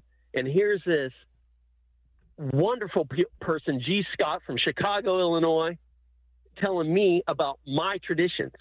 about my culture. Well, and then as I grew up, I got to volunteer out here. I made a little bit of money, and we're able to help in the homeless in the homeless situation we have in Olympia. And we try to do what we can. And then I get to hear your story about your son and about how he connects with another guy who's wearing an Ohio State jacket. And I get to hear about G's story and coming through here. And then I get in a car accident. And as a man, I couldn't work, and my wife had to be the bread provider. And you know how I got through those days? Listening to John Clayton and G. Scott every day for 3 hours from 10 to 1. Just get me through. So thanks, G. Thanks for everything you've done, brother. Thanks for what you guys do at 710. I know a lot of people listen to radio, and you guys think it's chewing gum and it's sports, but sometimes this is the only place for a lot of men to go for community. And I really, really appreciate you reaching out to everyone and being who you are. Never stop being real. Love you all. Peace. Wow. Wow, that was powerful. Whoa. Whew. So, I got to tell you, whoa, man. Yo, Seth, here's where you got me. You got me because that one part that you said specifically, and, that's a story that I have not talked about in years. My dad's been gone 10 years. And the story about that Thanksgiving that you just brought up, I haven't told that story. I think I only told that story then. I've never told that story again. And the story is simple. The last Thanksgiving is I was busy working. I was trying to come up in this space. I knew I didn't want to take off work, and I didn't have the time to go back to Chicago. And I said to my dad, hey, I'll fly you out. You come out here. He says, oh, champ, how about you come out here? I can't come out there. How about you come out here? And I chose to stay here and work. I never saw my dad again. And so for Seth to bring that up, and I just want to tell you, Seth, thank you for that, man. That this wasn't planned. I really appreciate that. And I think that right there, Seth, and everyone else, that's the power of radio. The reason why you guys love 710, the reason why you guys love Brock and Salk and Bump and Stacy and Wyman and Bob and all sure, you can talk sports, you blew in the face, right? Like, these is people like you grew up with. Somebody just texted in a second ago, and somebody said that when Mara first started working here, they were 13 years old. Right? So, you think about those moments. And so to hear Seth talk about those things, I know that all of you all have some type of connection. This is the reason why you come to this Seattle sports station every single day, because it's like a family thing. And so when I come in Friday, 8:30 to come here and talk on the air and hang out with you guys, look, I love it, y'all. You know what I mean? I love coming on. Even, you might not like me. You might like me. Either way, it's like being at a Cheers, right? Like, it's no different. That's why that show Cheers was so famous and was so popular for so many years, because it's where everybody knows your name, and you kind of feel that way. So, look, man, Mara, don't take no more calls right now, because, man, that call. We can't handle it. The text line is all saying they're in tears and emotional. That call, man, I did not expect that at all. It was just on a whim. You didn't, that wasn't planned or nothing? I have no idea. He said, I want to talk to G. Whoa. The great part about that is you always say that people only come up to you and talk to you about when you come on Brock and Salk. But he was listening to you on FM side, right? Also with Clayton, but both. Here, and the thing is that, we these moments, man, and these connections and things we talk about. So when you guys turn on Seattle Sports every single morning, maybe you're still listening because your dad used to listen, or your uncle or your mom used to listen, and maybe they're no longer here anymore. So you still have that connection. Or you remember when you were in high school or when you were in grade school and you were in the back seat of the car. And right now, somebody's listening right now. And you can remember being in the back seat. You couldn't even, maybe you was even in a little car seat or something like that. But you're in the back seat, your parents driving, and they got on Seattle Sports. They got on JC, John Clayton. They got all of the folks, some of the folks that are still here, and then you get back on. Some of you guys remember when they won the Super Bowl, the 2013 season. Boom, they win another Super Bowl this time. It's like, oh, my goodness, Mariners, all kinds of stuff. So, look, man, I just love being here. I didn't know that this was going to go like this. So let's talk about the trophy. No, we can't just transition into that. Man, we got a text that said Seth just dunked on Lefko. Oh man, that was whoo man. Yeah, but you know what, Lefko? I will say this: you're really good at what you do, and don't change, bro. That's the beauty about this. It's like sports and talking about this stuff is like Seattle Sports Station is like golf. All y'all folks out there love golf? Let's talk about it. Well, in your golf bag, right, you don't have the same type of clubs. In your golf bag, or here at Seattle Sports, on this station, different hosts, producers, you got a driver, you got a putter, you got a 6-iron, right? And that's what makes the Seattle Sports golf bag a beautiful thing, because you got different things that happen. Brock and Salk, them dudes ain't the same. You see what I'm saying? One's a driver, one's a putter. You pick which one. I don't know. Either way. I don't know enough about golf to figure that one out, but they're definitely different. Oh man, that was something. All right. Yeah, that was poignant, and that was very, very intense call and just very powerful call there. Yeah. I'm glad that worked out, you two, and that connection there. Yeah, that was perfect. And most don't know about Taylor. I played there. Yeah, I'm from Indiana too. Yeah, so I wanted to chime. I didn't want to ruin Seth's conversation there. Like the first time the first time I saw that, I was like, man, what are they doing? Yeah, what are they doing? And they were standing up. Did you? They were standing up for a while. Wait. Did you play when they did that tradition still? How long has that been? They were starting it then. Yeah. Yeah. I was. Y'all, I don't date myself. That was 31 years ago. They were doing some of that. So I don't know if it was a tradition then, but I remember them doing it. So when I saw it on TV, I said, "Hey, I remember that." It's what? So it's like the 10th point of the game, or it's something. It's a specific basket, right? Right, but I think for them, then they were standing until they scored. Oh, just the first one. Okay. The first one. I think they were doing that because I don't remember them standing that long. So okay. This is a cool, unique thing that Seth called in about and was telling G. And then, it's just a very specific, it's a D3 school in Indiana. Yeah. And they do this thing where everyone dresses up now. Yeah. It's crazy. It's a huge thing. And they are dead silent in the gym until a predetermined, it used to be the first basket. I think maybe now it's the 10th point or something like that. No sound whatsoever. It's got to be kind of unsettling for the opponent. Yeah. And then all of a sudden, they score, and everyone rushes the court. Yeah. And then they celebrate, and they go nuts. So what a cool little connection that you and Seth shared there, and then the stories about your dad. I got 4 more minutes before y'all kick me out. Let's have some fun right here. I want, and I'm going to ask Lyle and Mar too, give me not what everybody else's is, what is your greatest sports moment?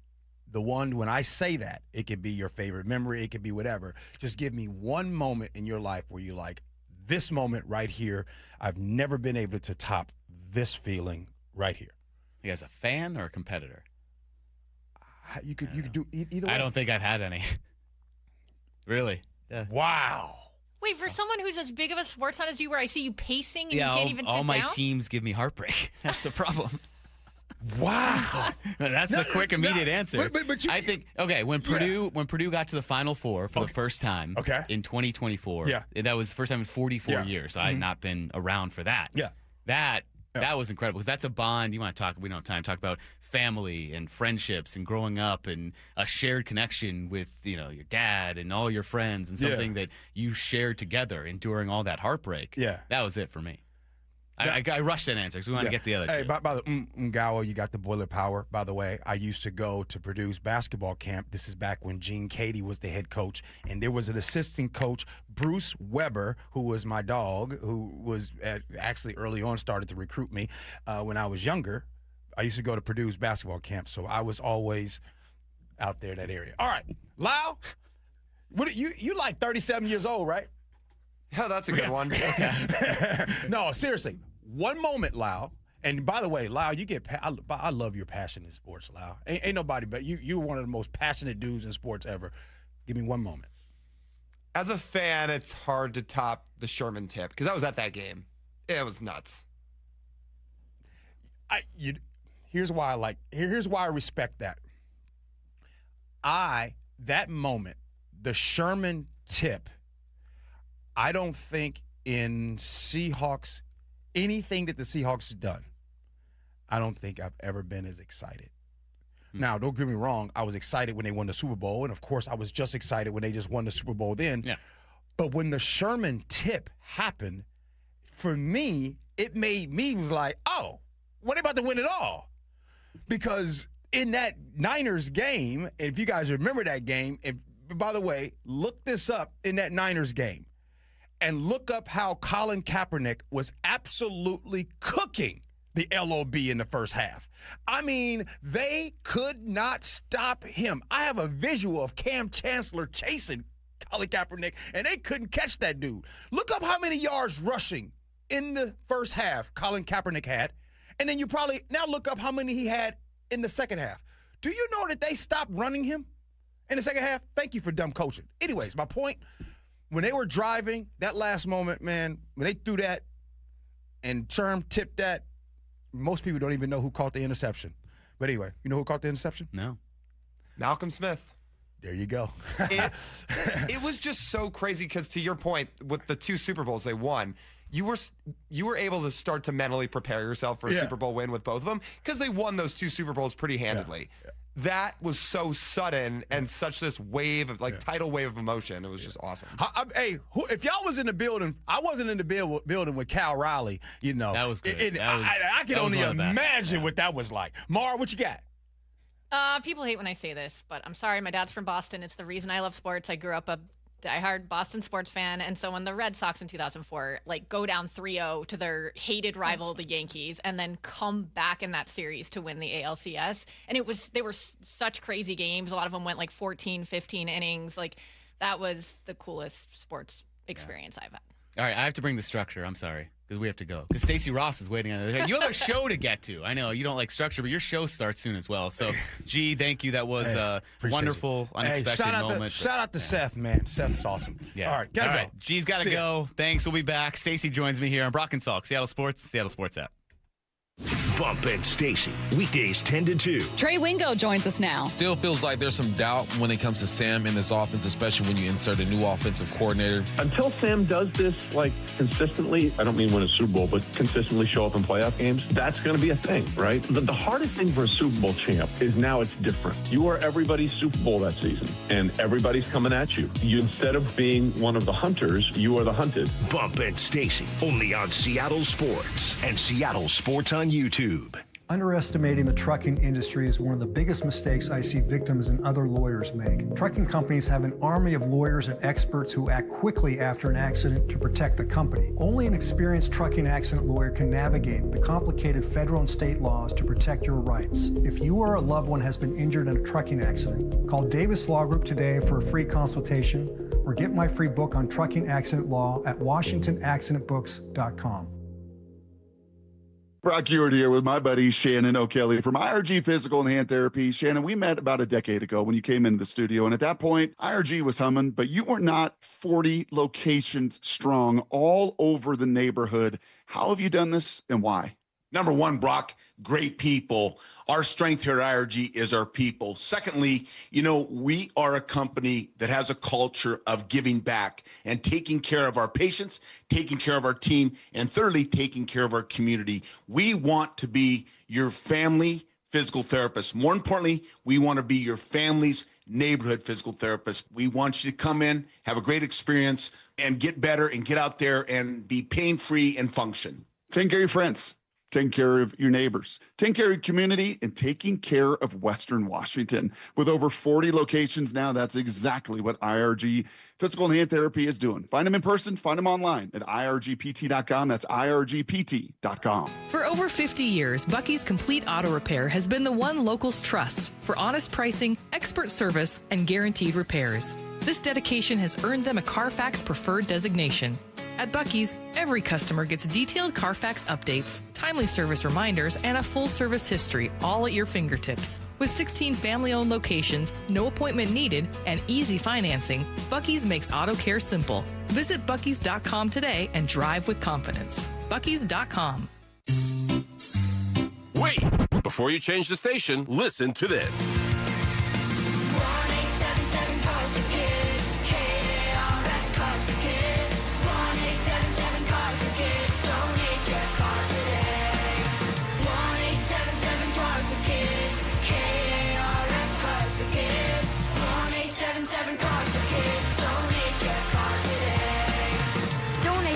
CarsForKids.org. That's cars with a K. Pickup is quick and easy. You'll also get a vacation voucher and a tax deduction. 1-877-CARS-FOR-KIDS. KARS Cars for Kids. 1-877-CARS-FOR-KIDS. Donate your car today. 1-877-CARS-FOR-KIDS. KARS Cars for Kids. 1-877-CARS-FOR-KIDS. Donate your car today. Guys, tired all the time? Gaining weight? Low drive? These aren't just signs of aging. They could be low testosterone or other underlying issues. This June for Men's Health Month, Revive Men's Health in Washington is helping men take control of their health with a free, comprehensive wellness panel. A $400 value included when starting treatment. Your panel checks key health markers, including testosterone, blood sugar, cholesterol, kidneys, liver, and thyroid, so you can finally understand what your body's been trying to tell you. Since 2011, over 120,000 men have trusted Revive to get real results. More energy, better sleep, improved mood, and confidence that shows. If something feels off, don't wait. Get answers, get a plan, and start feeling better. This offer ends June 30th. Schedule your free, comprehensive wellness panel today. Call 206-529-1111. That's 206-529-1111 or visit ReviveMen'sHealth.com. T-Mobile has an exclusive bundle for customers 55 and up. I'm Sarah Bowl. Yeah, I'm Frank Bowl. A reliable network is key for us. And with T-Mobile, it's been wonderful. And going to the 55-plus plan saved us so much money. A lot. And that's important. Trying to keep costs down. The home internet's been perfect. It's fast, it's quick. The setup was so easy, it took less than 15 minutes. It was like, ta-da! If you want simplicity, coverage, reliability, you want the whole package, T-Mobile has it. Right now, T-Mobile customers 55 and up can get 2 phone lines on America's best network, plus America's fastest 5G home internet for just $30 each. $30 per month each line with autopay plus taxes and fees. Minimum age 55. Pricing for home internet rely on 2 lines of essentials. Choice 55. $35 connection charge per line required. Best mobile network and fastest 5G home internet based on analysis by Ookla of Speed Test Intelligence data 2H 2025. All rights reserved. Let's go! This is Seattle Sports. Streaming through the Seattle Sports app. KIRO AM Seattle. KIRO FM HD2 Tacoma. Home of the Seahawks, Mariners, and everything Seattle sports. This hour is brought to you by Davis Law Group. Give me a freaking auto! From the Quantum Fiber Studio, this is Brock and Salk on Seattle Sports. Brock Ewart is my hero. Jay Buhner just punched me in the kidney. We're going to accuse you of manager. Doesn't really work that way, Sherm. This is a show that has my name on it. It kind of does, though. Now here are your hosts, Brock Ewart and Mike Salk. Hello! All right, Mike Lefko here with you on a Friday morning, and as you guys are used to, you just heard G. We keep the great guests rolling, the usual 9 a.m. on a Friday. Stacy Rost is here with me. Stacy, can you describe your hat? This is the first thing that jumped out to me. So if you're watching the stream, you'll see Stacy wearing a blue hat with a dog on it. If you're not watching the stream and just listening on the radio, that's what she's wearing. But this is a unique hat. Oh, thank you. Yeah, no, it's my dog. My dog, Lukey, is a beautiful greyhound. His birthday's coming up this summer. He's a Leo.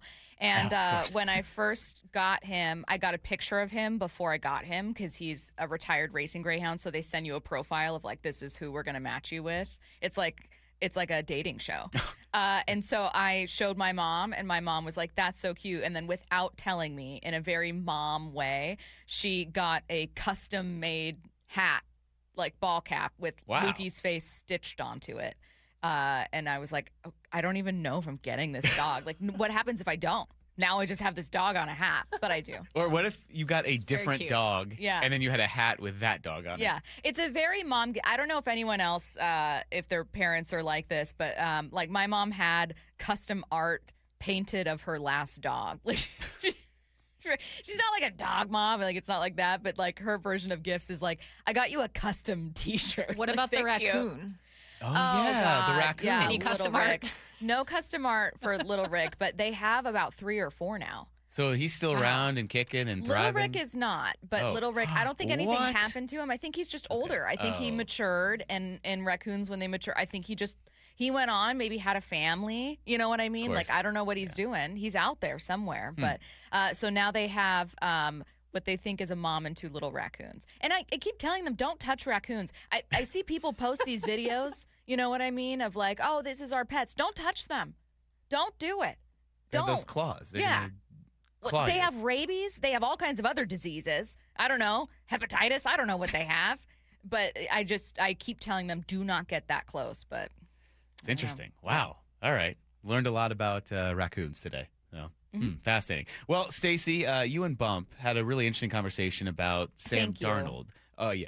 I like that you waited until I said interesting. Didn't even say the topic. No, I take everything as a compliment. Thank you is. So much. It was a compliment there. Yeah.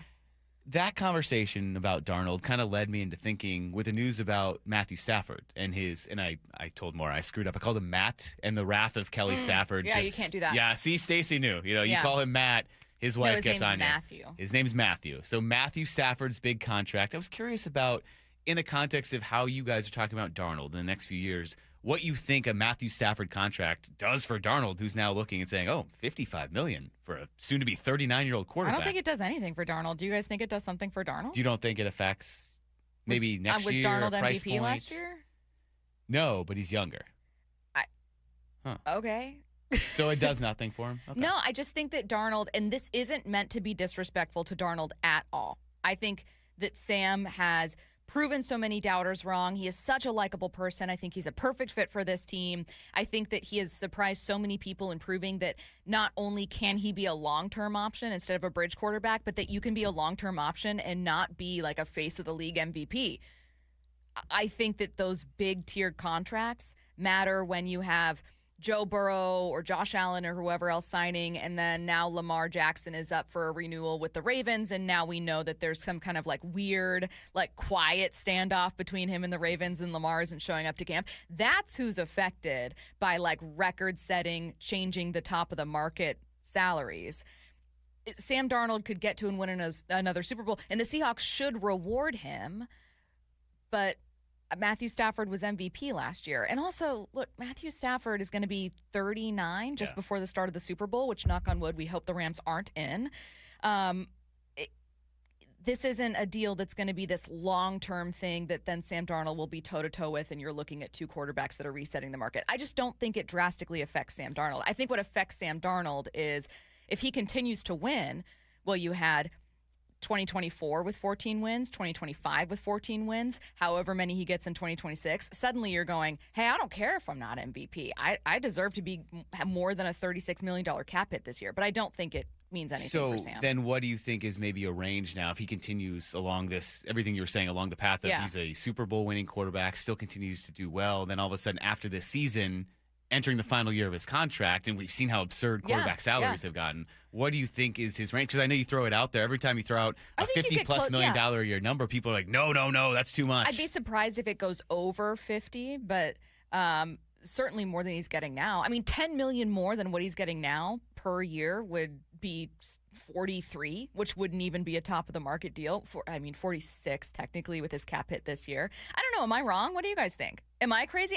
I know I'm not looking at the text line. I know that someone out there is saying that I'm hating on Sam, but no, I'm they're not. just talking about raccoons still. They love your raccoon insight. Thank you so much. Yeah. But I think that players are, for the most part, realistic about the kind of tier that they're in. And sometimes you'll have guys where when Christian Kirk was given a massive salary and you immediately had like 10 other wide receivers plus who were like, hold up, I'm sorry, Christian Kirk got this deal, then you had the market ballooning. If the Buccaneers were to sign Baker Mayfield to a $60 million a year contract, if I'm Sam Darnold's agent, suddenly I'm going, well, hang on a minute. If Kyler Murray signed with Minnesota on a massive deal, which he didn't because the Cardinals are paying so much when dead Jacoby money. Brissett signs the $60 million. Of course. When Jacoby Brissett signs his $60 million per year, then it's different. Then you're going, well, hang on, the market's You different also now. have the fact that, Sam Darnold had one of the best defenses in the league on the other side, whereas Matthew Stafford had a defense that had a secondary that was a complete liability. Yeah. And I think he had to carry a little more of the weight. Yes. Have you guys also heard Sam? I think he was on the San Clemente podcast, and he was talking Which about. Is crazy that a town, they're just like, let's have a podcast. I don't think that that's what it's called, but it's. No, it is. It is. No, it is. It's called the San Clemente literally podcast. Oh my God, the town of San Clemente. Yeah. I need to come up with the SeaTac podcast. Yes. And it's just me talking about new additions to the mall. Not the SeaTac mall, which is not in SeaTac. Whatever. I digress. But he was on there, and he was not talking about Stafford's contract, obviously, which just happened. But he was talking about Minnesota's decision to go with J.J. McCarthy and not re-sign him. He sounded super rational. He sounded like someone that isn't banging on John Schneider's door right now going, I just got this notification about Matthew Stafford's deal, John. What's going on? He sounds like someone who, to Maura's point, very much understands how he got to and won a Super Bowl. Yeah, I mean, that's a kind of long-term consideration, so we'll kind of put that down the road. But immediate short-term OTAs are starting this upcoming week. You guys talked about kind of the second-year players you're looking forward to seeing. What about kind of the rookie class? When you go out there and look, who do you really want to see out of this rookie class out there? Oh, Jadarian. Yeah. I mean, yeah. Yeah. You, unfortunately, you don't have an answer that you feel 1,000% confident in running back. And honestly, a lot of teams don't. Like, some teams are transitioning to kind of is the league like this committee approach where you don't feel 1,000% confident that one guy can just carry your team the way that you used to. Other teams have had free agents leaving or injuries or what have you because it's a position that gets banged up a ton. But yeah, Jadarian. Out of just pure curiosity, Bud Clark was a really fun interview, has a lot of energy.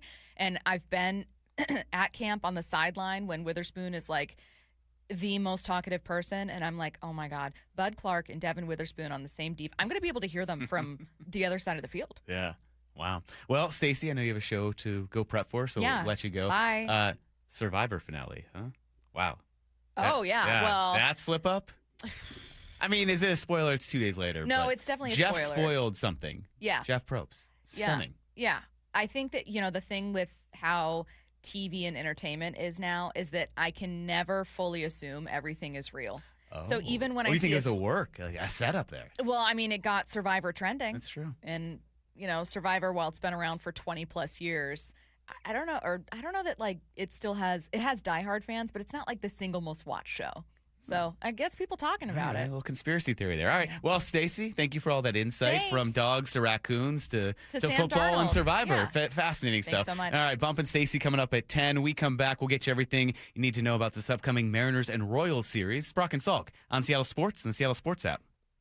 Think you know the Mariners? Not if you aren't subscribed to the Daily Mariners newsletter from Seattle Sports. That's what they've been waiting for. The latest Mariners news and injury updates, exclusives from Mariners insider Shannon Drayer. You look at the pieces and how it works. Plus the best takes and breakdowns from your favorite Seattle sports hosts and contributors. The Mariners seem to be trying to build something that I think is a little bit more sustainable. The Daily Mariners newsletter. Monster solo home run. Subscribe at seattlesports.com/newsletter. For 24 years, Sea Star Restaurant and Ron Bar has been Bellevue's and my go-to for fresh seasonal seafood. And my good friend, Chef John Howie, is behind every plate. Hey, thanks, Brock. You know, springtime is the best time for fresh, wild Pacific Northwest salmon. At Sea Star, we go from Columbia River King, my personal favorite, to the Copper River King in May. So whether it is a date night, whether it's a business dinner, or you're craving the very best wild salmon, go visit John Howie at Sea Star in Bellevue. Visit Sea Star in Bellevue. Calling all car enthusiasts. Fuel your weekend at Tacoma Cars and Coffee, hosted at LeMay, America's Car Museum. Cars, community, and fresh coffee for all makes and models. This event is completely free to attend. No RSVP required. Bring your family, bring your friends, and show off your favorite ride. For dates, times, and more, visit americascarmuseum.org. That's americascarmuseum.org. Around here, we see a lot of people head out. No matter where they're going, we just help make sure they're ready. Before you hit the road, get a pre-trip safety check from Les Schwab Tires. It's free. Plus, this May, save up to $200 on select sets of 4 tires, including all-terrain, highway, all-season, and all-weather. So go ahead, explore with confidence. Les Schwab Tires. We're here to help you take the long way. Limited time offer while supplies last. See leschwab.com/sale for details. Still planning your summer vacation? Tired of airports and long drives? Anacortes Yacht Charters has a better option. Cruise the San Juan Islands aboard a fully equipped yacht. Take the helm of a bareboat charter or hire a skipper to explore on your terms. Quiet coves, lively harbors, no schedules. Just a tide guide and a sense of adventure. With a fleet of 50 powerboats and sailboats, AYC has options for groups large and small, from beginner to old salt. Start your San Juan adventure at ayc.com/KIRO. Feeling lucky? Don't miss the Lucky Spring Classic collector car, truck, and boat auction. Saturday, June 6th at Tacoma's LeMay Marymount Event Center. Up to 200 collector, vintage, and classic vehicles, many going to the highest lucky bidder with absolutely no reserve. Get lucky, get local, and get in line. Visit luckyoldcar.com for a list and pictures of auction vehicles. Or call 206-467-6531 for bidding and consignment details. Coming to Emerald Queen Casino Event Center, Thursday night, June 18th, it's Jim Jeffries. If you see like an old couple and you go, how long are you two been married for? And they go, 45 years. And then I always ask, what's your secret? The man goes like this, she's always right. And then you see him go dead behind the eyes. Tickets at emeraldqueen.com. Global comedy heavyweight, Jim Jeffries, June 18th at Emerald Queen Casino, the entertainment capital of the Northwest. 21 and older, need gambling help, call 800-547-6133 or visit emeraldqueen.com. Every family has a story to tell. At Dunn Lumber, ours is about trust. During the Great Depression, trust was hard to come by. People were so skeptical of banks. Customers would stop by the lumberyard, put their money in an envelope, and leave it in this safe. The safe still stands today as a symbol of our most valuable asset, your trust. If there's ever anything we can do to better earn your trust, email me personally. Mike Dunn at DunnLumber.com. Dunn Lumber, building trust since 1907. Compassion, communication, results. That's Pendergast Law Personal Injury Lawyers. Go to PendergastLaw.com. That's PendergastLaw.com.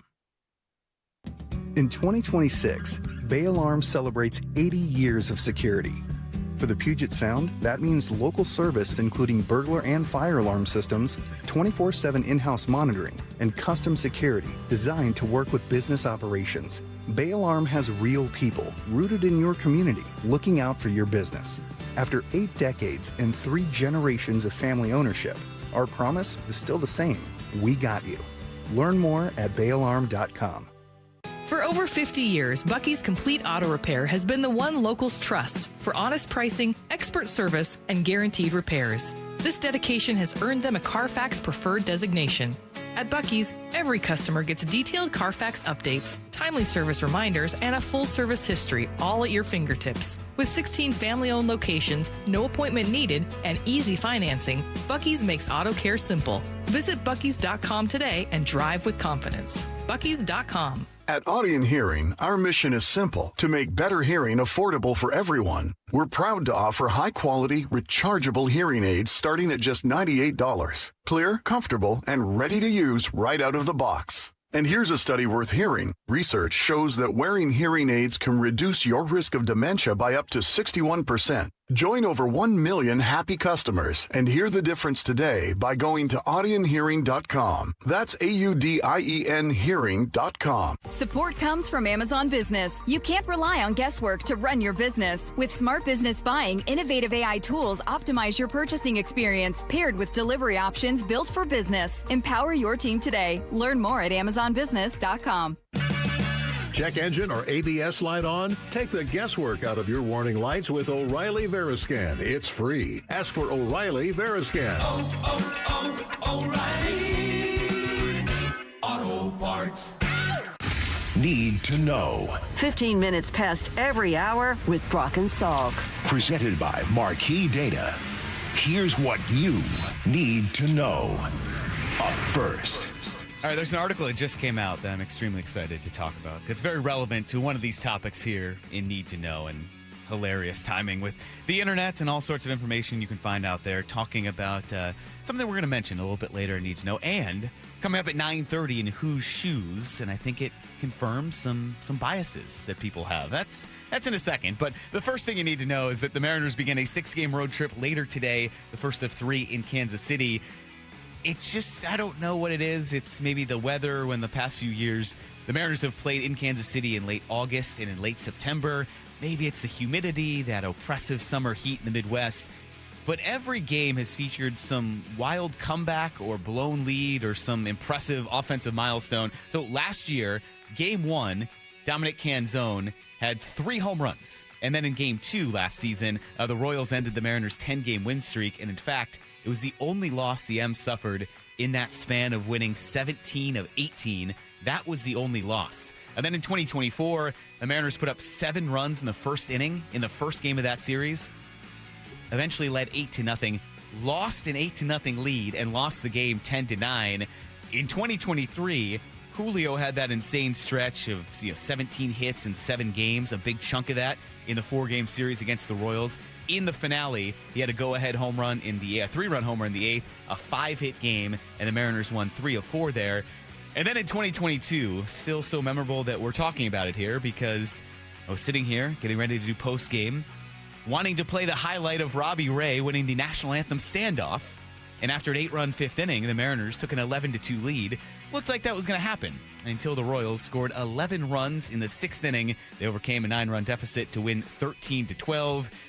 Well, maybe we have a new chapter added to the craziness of that series in Kansas City. It starts today at 4:40. First pitch at 4:40. Pre-game coverage begins at 3:30 right here on Seattle Sports. Trivia, do you remember who Robbie Ray's standoff was against? No, and I'm so mad because at the time it was someone memorable. I feel like there's a Mariners connection.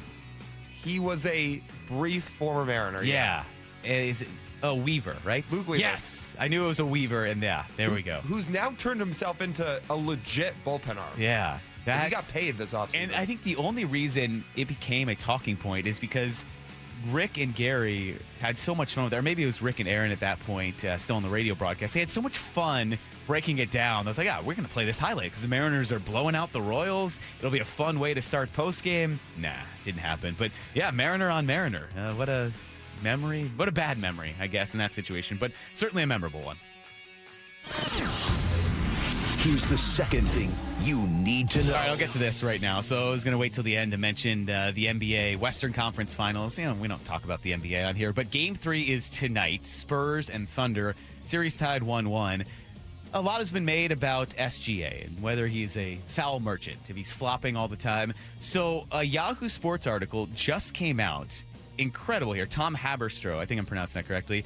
He charted every single shot that Shai Gilgeous-Alexander, SGA, took during the playoffs and found that he falls down on 17.4% of his shots, more than anyone else in the NBA. So, yes, he is a foul merchant. I'm not giving credit to how immersive the article is, but there you go. It's pretty funny. No one else cares about SBA? Here's the third thing you need to know. You're getting ready to weigh in. You had something you were going to say, I felt like. Oh, I just hate that. That's one reason you mentioned, like, sometimes the NHL playoffs are more fun to watch. The NHL playoffs are more fun. No, you're right. The NHL playoffs are more fun to watch. Game 2 tonight in the Western Conference Final between Vegas and Colorado. I'll tell you what. So even in the midst of Game 1, things were happening simultaneously. I remember Game 1 of the Western Conference Final. It was Spurs Thunder. Went to double overtime. That happened right after Sabres Canadiens Game 7. Now, an NBA game, double overtime. Still, that felt like it was dragging because you'd have the timeouts, go down the court. There was a foul call. They'd had to review the foul. Then there was a challenge. NHL just up and down the ice. This chaos of you don't know when the game's going to end. Then all of a sudden, it just happens because it's constant action. So, yes, NHL over NBA all times, all the time. But we can root against the Thunder, so we will certainly root against them moving forward here in the Western Conference Finals. All right, final thing you need to know. I think this was kind of known, but the Bears made it official that they have officially exhausted all options in the city of Chicago. Kind of thought it was a bluster or a negotiating ploy to stay in Chicago. And they said, well, we're going to move out to Arlington Heights or we're going to move across the border to Indiana. No, they came out yesterday and said, we are officially leaving Chicago. The only 2 sites now the Bears are considering for their new stadium are in the northwest suburbs of Arlington Heights or across the border in Hammond, Indiana, which is not far by mileage, but culturally. And the fact that you're this team called the Chicago Bears is light years away. I think some people didn't understand why we all think it's so funny that the Bears are moving to this tiny middle of nowhere town in Indiana because, all right, teams play in other locales, and someone made the point, it's like the Commanders playing in Maryland. Well, no, because this is the Chicago Bears in this big, prestigious city. They're right in the heart of the city, and now they're moving to a different state that is in the middle of nowhere, and it's just, you're going to have to go on this 2-lane road to get there. It's the equivalent of what the Braves did moving out into the suburbs, but even more so because you're called the Chicago Bears, and you're not even in the city, and you're in a different state. I think that's comical. I don't know. Maybe I'm the only one there. So it's just kind of sad. Yeah. They're one of the more storied franchises. That too. I think that's part of the reason is that this is one of these original franchises in the NFL that has been around for over 100 years. And now they're going to move out of their city where they have so many memories. And when you think, all right, the Chicago Bears, there are all these iconic memories of them in the city of Chicago. And now they're just like every other team moving out to where there's available land and someone will help foot the bill for a stadium. And that's the future of the NFL there. That is everything you need to know, and maybe some more things that you didn't care about, like the NBA, but that you're knowing anyway. When we come back, though, we're going to go dive into what I think might be one of the most depressing Whose Shoes we've had. One topic in particular. This is always entertaining. I kind of requested this game because, Maura, as you know, I like to win, even though it's a game that you can't win. Okay, you can't win this, but in thinking of some topic for Whose Shoes, we thought of a very depressing proposition. We'll get into that coming up next. Mike Lefko here with you on Brock and Salk, Seattle Sports, and the Seattle Sports app.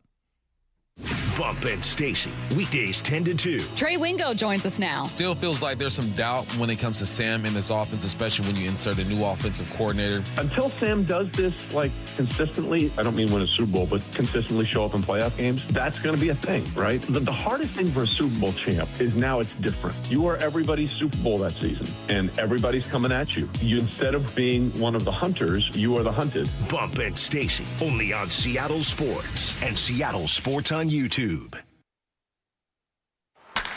Hey, baseball fans, Rick Riz here. I'm excited to introduce you to my good friend Keith Dashafy, owner of Pella Windows and Doors of Western Washington. Keith?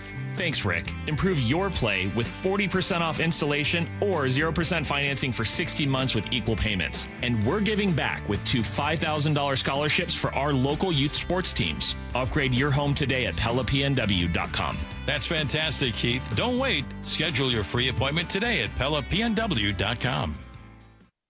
All right, Mike Salk here, and Cruising into Summer is back at Snoqualmie Casino and Hotel. Yes, Cruise into Summer with trucks and Harley-Davidsons with drawings every Sunday in June. You can earn entries now through June 28th. Sunday qualifying drawings 4 to 10 o'clock, 4 p.m. to 10 p.m. with Sunday night finale drawings at 10. Grand finale drawings June 28th at noon and 11 p.m. where 4 guests will get a chance to drive away in a new Ford truck or a Harley-Davidson. It's all at Seattle's closest, Snoqualmie Casino and Hotel. Please game responsibly. Do you owe $10,000 or more to the IRS like Will? When I was 50, my whole life fell apart. I lost my job, I lost my wife, I lost the house, I lost pretty much everything except for my life. When the IRS came calling, I just didn't have it in me. I felt like Wile E. Coyote, just waiting for that IRS anvil to drop. Then Will found tax relief advocates. I heard their advertisement on the radio, I wrote down the number, and I made the call that changed everything. The IRS gave me a bill for $40,000. Tax Relief Advocates got that down to $3,200. I've paid 9 cents on the dollar. Now that's a great deal in anybody's book. If you owe 10 or even hundreds of thousands of dollars to the IRS, don't lose hope. Do what Will did and call TRA for a consultation. But for me, the real win is I got my life back. Visit TRA.com or call 800-488-2578. 800-488-2578. That's 800-488-2578. Doctors King and Kopstein from K2 Vision. If you're over 50 and you've been diagnosed with a cataract, or your vision is changing as you're developing an early cataract, you could be a perfect candidate for K2 Vision RLE. It's inevitable. At some point, typically in your 60s or 70s, you'll have a dysfunctional lens that eventually becomes a cataract. To restore your vision, you will someday need a procedure such as refractive lens exchange. The question is, are you done with glasses? Do you want to spend your good, active years hassling with changing prescriptions and needing readers? K2 Vision RLE can give you great vision now, permanently, and you'll never develop that cataract. The procedure is quick and painless, and our state-of-the-art custom lens technologies give highly predictable outcomes. K2 Vision doctors have performed over 150,000 procedures. They know when it's your right time for RLE. Schedule your free Zoom consult today at k2visionrle.com. K2 Vision RLE. No readers, glasses, contacts, or cataracts. Saving energy simplified. Snohomish PUD's Rebate Center is your one-stop hub for cash back on energy-efficient upgrades, from heat pump water heaters to all-in-one washer-dryer combos. Whether you're planning a project or already made an upgrade in the last 90 days, the Rebate Center helps you check eligibility, submit receipts, and track your rebate status all in one place. Visit snowpud.com/rebates. Heading outdoors or on the water this weekend? Check in with Joey and Nelly on the Outdoor Line from 6 to 8 a.m. every Saturday on Seattle Sports and the Seattle Sports app. And we're back. The big headline today. Your Washington Credit Union, WSECU, has done it again. 5 straight years as Forbes' best in-state credit union. That's a dynasty, Rick, like 5 straight championship rings. Or 5 seasons hitting 400, Steve. Holy catfish! If you want a team that wins year after year, join your Washington Credit Union, WSECU. Details at WSECU.org. Lumen Field on Seahawks game days is your key to unlocking premium hospitality, views, and experiences. Host a memorable event in your own private game day suite. Or see an up-close, unique perspective from sideline and end zone field seats. To learn more about all the ways you can elevate your Seahawks game day at Lumen Field, visit Seahawks.com/premium. The Mariners' 50th season is underway, and it's not too late to come on board as a season ticket member. Lock in your Mariners Flex plan and choose your games, seats, and number of tickets as you go all year long. 6 seats in the bleachers one night and 2 right behind the Mariners dugout the next. It's all up to you. Plus, you still get all the perks of being a member, like guaranteed postseason access and discounts of 10% or more on tickets with no fees. Join the team today at mariners.com/flex. Step inside and let the excitement take you places. This is Muckleshoot Casino Resort, The ultimate spot for action that reaches incredible heights, luxury that knows no bounds, and live entertainment that always thrills. It's all at one incredible destination. So when you look for the best, look nowhere else. Muckleshoot Casino Resort, the biggest and best in the Northwest. From the Quantum Fiber Studio. This is Brock and Salk. Weekdays 6 to 10. On Seattle Sports and 97.3 FM HD2. All right, you want to know why I don't take callers? Because you get all these actually people. Yeah, I know. I know the Giants and Jets play in New Jersey. That is not the point. And we don't have to get into this. I want to get to who shoes instead. It is vastly different than having the Giants and Jets play in a place that is essentially New York. And, oh, by the way, there are no other teams there than going out into the middle of nowhere in Indiana, farmland, soybeans, corn, and in the state where there's already an NFL team and putting the Chicago Bears there. So if you can't understand the difference, I'm sorry. Feel free to text in and explain that other teams play in other places that are not in the city they're from. 866-979-3776. But I do want to get to some whose shoes topics that we thought of. One is hilariously entertaining, but also depressing. So Maura wanted to take us away and lead us through some whose shoes here. Lyle, you're going to have to participate today, too. Oh, Lyle, you got to participate. There you go. Everyone participates. I have to? I feel like I usually do when we do these. Oh, okay. I just think sometimes when Brock and Salk are here, we don't always chime in. I do. Okay. I just wanted you to know that you. Okay. Maura, I need you to participate on the one that we talked about, the depressing NFL one. Okay. So, yeah, we'll all participate on that one. All right, first up, this is a good one because two guys that are kind of going through transitions right now. Whose shoes, J.P. Crawford or Luis Castillo? Lyle, you want to start or do you want me to start? JP Crawford. Don't get me started on the whole piggyback thing. So let's just leave it at JP Crawford. I'd rather be in JP Crawford's shoes. Okay. I mean, he's in the final year of his deal. He might not be back. Yep. This could be it. Yep. Luis Castillo's got another year left. Yep, that's true. Yeah. No, I agree with you too. I'm fascinated by the piggyback because I didn't realize how contentious it would become and how much of a talking point it would be, and how really there's no solution. There's no easy kind of short-term, or there's no easy long-term solution. There's a short-term plan, but there's no way to really extricate yourself out of what's happening right now without maybe making this definitive break from it and then saying, all right, we are doing this now, and it will feel kind of abrupt for one pitcher or the other. So, yeah, it's a weird spot to be in for Luis Castillo. It can't be fun for J.P. Crawford to have to realize, look, your tenure as a shortstop is coming to an end. But I think it's something that he's probably understood for a while. Shannon certainly had a good breakdown about everything he's done and the natural transition of him, as a leader and understanding it's time to pass the baton to Colt Emerson. So, yes, I'd rather be in J.P. Crawford's shoes because I think he's still going to play pretty regularly, and realizing that, look, you're still a vital part of this team. He's still the captain. And Luis Castillo. Well, and he's still hitting well. Yeah, that's true. Luis Castillo, it's, I don't know. On other teams, I don't think he would be as much of a focal point right now, but here it's looking like even next year you've got Kate Anderson and Ryan Sloan in the wings. Like, what is his role? Yeah, so all right, J.P. Crawford, I think we agree with that. It's tough for both of those guys. Both shoes not feeling good right now, but yeah, I think we all agree on J.P. Crawford. It's the shoe. The shoe? It's gotta be the shoe. Bolted Lyle awake right there. All right, so next up we have an NFL That's why Lyle one. doesn't drink coffee. He just plays those sounders and then... No, well, I played it, so I probably shocked him. Okay, so we have an NFL one.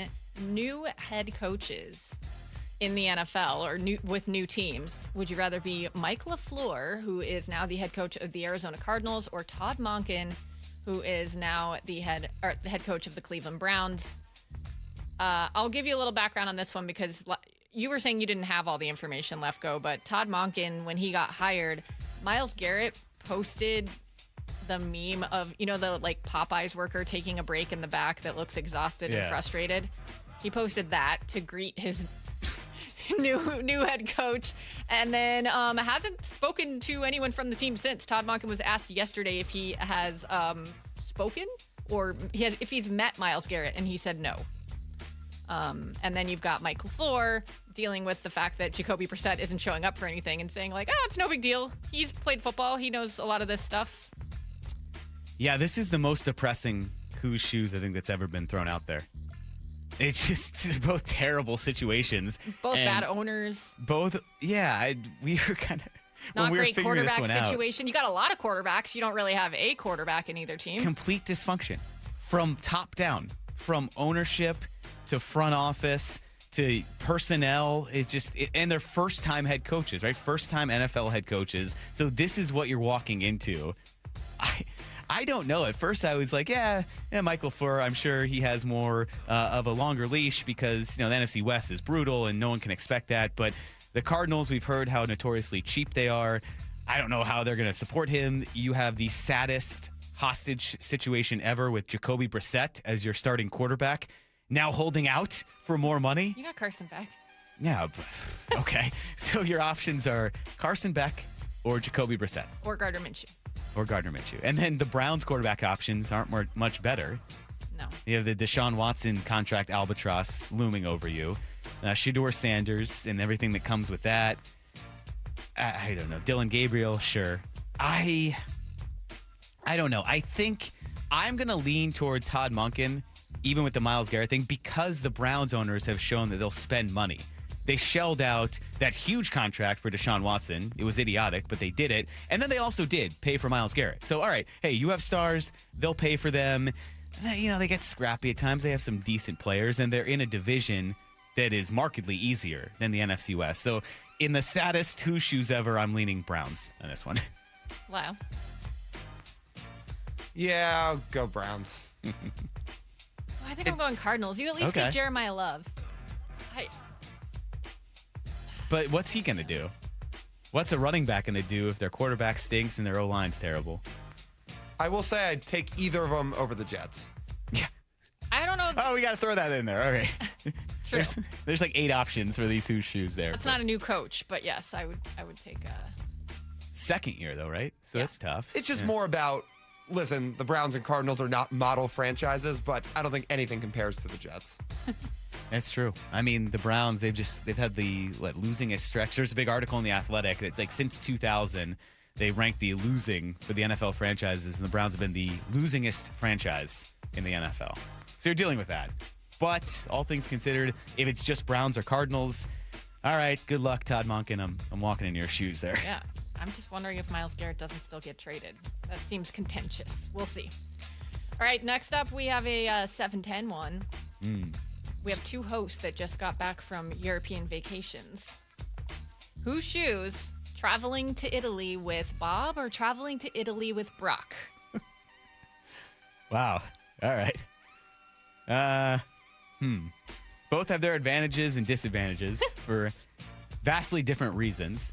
I mean, Brock would be probably a little too much at times. Yeah. Bob would be agreeable, but he also maybe he would sleep in too long. You want to get out and explore the city. Oh yeah, I don't know. You're like I'm you have up plans and at every him. day. Yeah, I'm gonna go. I would say Bob because I think maybe you'd do better with Brock, but I think Brock is gonna be more like let's go, let's do this, and he's also gonna want to work out. And but Bob will enjoy the food. I've seen him get down on the dessert buffet at the Seahawks facility or at the games. I think Brock will enjoy the food, but then he'll complain about how he needs to burn like 15,000 calories over the next few days, and he'll make you climb stairs with him or something. Brock is definitely. Did you ask him about this? Did he wall sit in inappropriate places, like these historic sites? He supposedly says he didn't. Yeah. See, I don't believe that. Okay, I don't know. That's a tough one. No, Bob. We talked to him yesterday when he got back. He ate well. He had a bunch of gelato. He said he ate a ton of pizza. And do you think Brock is doing that? He did, but then... He had gelato? Yeah, he feels like he has to make up for it. He either goes on a fast for like 48 hours or he does crazy Probably workouts. Gets grumpy. Yeah, I don't... Yeah. So, Lyle, you don't know Bob as well, but just knowing Brock, which would you choose? I was going to say, it makes it a little tougher because I don't spend a ton of time with Bob like Lefko does, but yeah, traveling with Brock would be a little interesting. Although, maybe I wouldn't hate having to go through the workouts with them, so maybe I'll say Brock. All right. Okay. See, yeah, Lyle would like that. Huh. There's no baseball over there, though. Oh, that part's tough. Yeah. He'd probably be trying to teach you stuff the whole time. Yeah, and that's where it gets balanced out to the bad stuff. Yeah, Actually he having would to be learn. giving you like life lessons the entire time out there. Yeah. Lyle doesn't like that. Yeah, actually having to learn is a no for me. Oh, see, Lyle was just like, wait, you said Italy, I'm out. Because you have to learn, you have to go see culture. And Correct. Yeah, all right. So Lyle's answer was like, well, no, I didn't even hear the Brock or Bob part. I just heard Italy, and I Okay, said he no. doesn't know. Well, you guys asked me to play along. Yeah. The topic here is Italy. That's why I'm not Lyle- saying I'd ever go to Italy, but That's why Lyle doesn't chime in on these, huh? Yeah. Okay, that's what I'm learning. All right. It's the shoe. The shoe. Well, wait, It's Maura, gotta be did the you shoe. answer? Did I answer? I don't know. Yeah, I said I would go Bob because I Okay. think Yeah, Brock's I think- going to make me feel guilty about what I eat and make me work out. I think I'd go Bob too because Brock, I don't want to work out on vacation. I do like to work out. I need to stay in shape because, I eat and drink a ton of unhealthy food as well. But when you're on vacation you Vacation want to is explore vacation. the sights. Yeah. As much as I'm like up and go out and to see everything, it's more of a relaxed pace when you're out there. It's like, oh, let's get out and explore everything, but there's no set agenda of, oh, if we do this time, maybe we wander over here, hang out here for a few hours. Yeah, and I feel like Brock would just be sprinting from attraction to attraction. All right. That surprised me, but yeah, we're going with Bob. You in this surprised one. yourself with your answer. Okay. Let's see. Whose shoes? And you can take this whichever way you want. SGA or Wemby? I mean, SGA is the 2-time reigning MVP, but I think everybody kind of thinks Wemby is the bigger freak that they're just in awe of right now. I'm curious because we're skewed about how much hate the Thunder actually get. Like outside of the Pacific Northwest, they seem just like a very vanilla team. So I don't think they're very hated, which is interesting because, from if the whole country hates you, it's tough to be a villain if you're not wired that way. I wouldn't want to be a villain, but I don't know. I feel like outside of just the fact that he plays for the Thunder, removing yourself from Seattle, if you lived in some random part of the country, if you lived in like Nashville or something, I don't know, someone with no NBA ties and you're just watching these teams, people might like the Thunder. It seems dirty to say that, but people might like the Thunder. They seem like a fun team just from a neutral standpoint. If you don't have a rooting interest, they did win the title. SGA's won back-to-back MVPs. Wemby's a freak. He's incredible. I might say SGA, removing myself from as a Seattle person, I hate the Thunder. But just as a whose shoes, if you're in their shoes, I'd go SGA. Yeah. I'd have to deal with being called a foul merchant, though, so I don't know. I think I go Wemby. I just like the idea of shocking people, of being like, you're not supposed to be able to do that at that height and that stature. I love that he's doing things that we haven't seen. I had what is he, 7'4"? At least, right? Is it? He looks taller because he's so thin. I don't know. I just think it's fun. I would. 7'4". Good call. I would take Wemby. Yeah. I was running at a track near my house yesterday, and when I got done, this lady walked up to me and she was like, "I like your height." I was like, "Oh, that's a compliment I've never gotten before. Thank you." Being that tall, though, would have its 7'4", inherent yeah, it'd be challenges. insane. Being 7'4", how do you fit into places? You have to always duck. You have to kind of scrunch your frame down. SGA's 6'6". There are no doorways that can fit you. Even these custom-built houses and things like that, you're fine in your house. You build your 11-foot ceilings, but you can't walk through any of these doors. Even the most luxurious plane seats are uncomfortable. It's tough. Remember Taco Fall? Yeah. When he was with the Celtics, he gave himself a concussion, and they said There you he just stood up too fast in a bathroom with a low ceiling. Yeah, like a normal bathroom. No, it probably wasn't a low ceiling, but when you're 7'6", Well, yeah, everything low is for a him. low ceiling. So yeah, I think. Wow, you're really overthinking this. Well, you know how I do it. Yeah. Lyle. SGA. Look, I despise the Thunder, but just talking about the player, I think I'd go with SGA. One, he's won back-to-back MVPs, and two, I just don't know how long this all keeps up with Wemby. I hope forever because he's electric, but when you're 7'4", this can sometimes lead to injuries, unfortunately. All right, so we have some actual news. I know we're going to talk about the big news of the NFL and their PB&J sponsorship, but the Mariners just sent a press release. They have reinstated Victor Robles from the 10-day IL. Oh, nice. Connor Joe optioned to AAA Tacoma. That'd be good to get Victor Robles back. A little bit of help against lefties. Very interrupted start to the season. It's pretty funny, actually. Bob, because he was gone in Italy, and we were catching him up on everything, he asked me during a break yesterday, he goes, well, what's going on with Robles? I was like, you know what? That's a good question because he's been rehabbing for a while. It had been like over a month, and there had been no definitive update, and now he's back. They had to extend his rehab assignment because he was not hitting.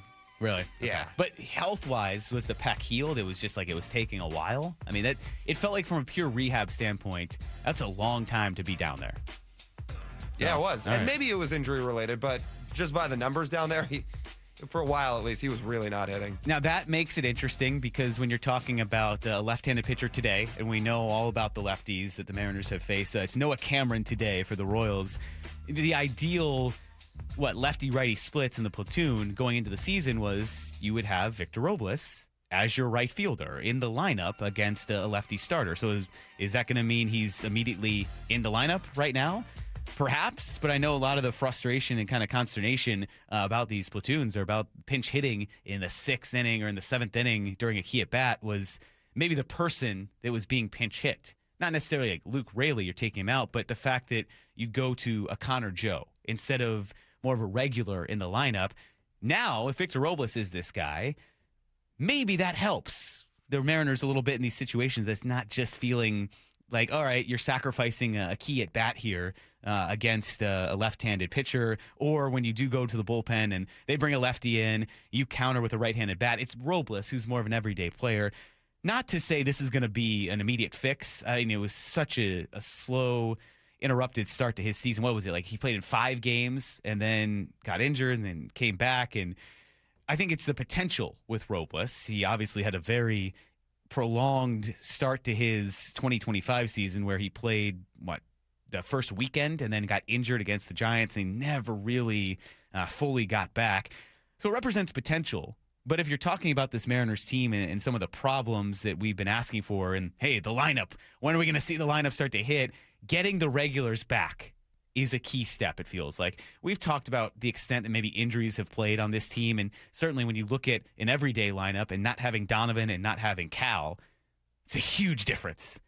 Robles is not an everyday starter. He's not going to start against a right-handed pitcher, but he's a guy that probably is your first option off the bench when they go to a lefty reliever, or today, maybe he's in the starting lineup. But this, when we're talking about questions with the Mariners, maybe we start to see some semblance of a more consistent offense now that you're getting a starter back. Yes, I think that would be huge for this team, just to get some of those things that have been moving pieces a little more pinned down.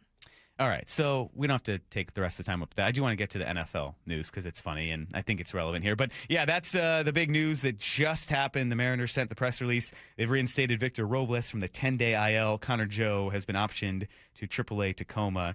He only played in 12 games with Tacoma. Felt like he was down there for a while. Yeah, 5 seasons this with Seattle, or no, 5 games this year with Seattle. Didn't feel like much before he did get injured. Now he is back and maybe in the starting lineup today because it is a lefty starter for the Royals. But before we wrap up, we'll close on a little bit of a lighter note. Going into a long weekend, Memorial Day. Hopefully, if you get together with family or you have a cookout or a barbecue, food is certainly a big part of it. And we found 2 food-related items that are in the news because of something with the NFL and then the NBA. And Maura, you pegged it. You said, hey, Lyle, this is going to be something you're interested in. Well, Lyle's our resident peanut butter and jelly expert. Yeah, Lyle, eats one every day. Have you heard about the big PB&J news in the NFL? So from Adam Schefter, NFLPA reached agreement with Jams to become the exclusive peanut butter and jelly sandwich of the Players Association. J.J. Watt and Caleb Williams are part of a Jams ownership group, and the player-led partnership will make the PB&Js available league-wide this season. I think it's a bit of an upset that Uncrustables didn't win out. What do you think, Lyle? I mean, I think Uncrustables fumbled the bag. Well, jams are supposedly more healthy. Oh, that's great. Sign me up. I'll eat a bunch of jams. But remember how the report came out last year about all the Uncrustables that were getting eaten in NFL locker rooms? I don't know what happened. It was a large volume. Well, have you had jams, Lyle? Not yet. I mean, they're fairly new, I think, right? Is this is like a company that a couple of NFL players have a stake in, isn't it? Like J.J. Watt? Yes. Yeah. So maybe there was a little leeway to kind of push Uncrustables out of there because you have some prominent former NFL players. But what I think is funny is that they are, supposedly healthier. And Their website says 10 grams of protein, jelly made with real fruit, and no seed oil. Well, no seed oil is a big deal because the Titans, this made some news yesterday as well. Robert Saleh announced that they got rid of all seed oils in their facility. And some people thought that was a joke. Some people, I'm not going to get into wellness online and all that, but yes, some really abide by that. So, I forgot the name. Jams? Yeah. Jams does not have seed oil. So there you go. That might have been the selling point for why you pick them over Uncrustables. But some PB&J controversy in the NFL this morning. Yes, sign me up. Yeah, we're going to have to get Lyle to... We're going to have to get you some jams and some Uncrustables. Well, yes, I was going to say, test. Can you guys do this? I might not be here when it happens, but keep me apprised of what goes on. Lyle, blind taste test, Uncrustables, and jams. Now, have you had every Uncrustable flavor? Pretty much. I was going to say this might be a disadvantage because I know what they taste like. No, but that's why I need you to have a flavor that you've never had for Uncrustables, if that's possible. It is, I guess, because for the most part, I just eat the strawberry jelly ones and then the grape jelly ones. They have other ones now, right? They have Nutella, they have peanut butter and honey. So many. I haven't had those. Apparently, this was the, not issue, but in the talking points, in the Uncrustables and jams side by side. Jams do not have a lot of flavors, and Uncrustables just a plethora of flavors. I don't know. Well, jams is also super new, so if you give them 5 years, they might have more flavors. There you go. Lyle, brand spokesman for jams soon. Great. You heard it here first. Sign me up. Taste test that on the show. This will be like when Salk got those special bananas. Remember that? Oh, yeah, the Gross Michelle. Is that what they were called? Yeah. They were also called, there was another name for them too. Isn't that was the backstory of that was the banana that was in the Laffy Taffy, or like that's the banana flavor? Well, he says something? that the Laffy Taffy flavor, the banana flavor is actually what like original bananas tasted like, and they've evolved over the years. So everyone was saying, yeah, they were wiped out by Panama disease, apparently. So this Gross Michelle version, also known as the Big Mike, is supposed to be the closest to the original banana. So he spent like $80 on a bundle of bananas, and we got them when we were like, they're not that different. Really? Yeah. They couldn't tell the taste. Yeah. Okay. Well, and then this that Maura, you brought up. This is on Inside the NBA, I assume. Charles Barkley. They were making fun of him for what he eats during the day. During the street party and then just once a day, brother. Once a day? I'm going to eat street meat once a day. My God. Hey, all the other stuff ain't necessary. I just want chicken and rice, brother, with that white sauce. That's all you... Okay, so that's what it is? And you got chicken, white sauce, onions, and that yellow rice. We good. You don't want no glizzy? No, I don't want all that stuff. There's a glizzy right there. Come on, let me see that little white sauce. All I'm saying is, Chuck, with all of the great restaurants in New York City, you don't want no glizzy, Chuck? You go to a food truck once a day? Yeah, I do. I love it. And ain't nothing y'all can say to make me not want street meat. I'm not saying you want street meat, but there's a million great restaurants. I go to them at night. But during the day, I want street meat. All right. Charles Barkley just wants his street meat. I know that it's a common phrase. It's just something so funny about the term street meat. It's just there are so many different types of food trucks, and to just label it all like, yeah. Makes it sound mysterious in a way that sounds dangerous. Yeah, it definitely does. Yeah, I'm all for a food truck, but I don't know about every day. No, that would be usually something. the healthiest options. Yeah. All right. Well, that's how we had to end the show, with food, of course, because I'm here. But it's also, Memorial Day weekend. A lot of people are out doing things. If you're cooking out or barbecuing or spending time with family, please enjoy the long weekend. Brock and Salk will be back on Tuesday. Until then, thanks to everyone that was on the show today. Shannon Drayer, Michael Bumpus, G. Scott, Who's Shoes. That was a fun one. Maura and Lyle. Mike Lefko here with you. Thanks for listening. Bump and Stacy up next here on Seattle Sports and the Seattle Sports app. Get to the chopper!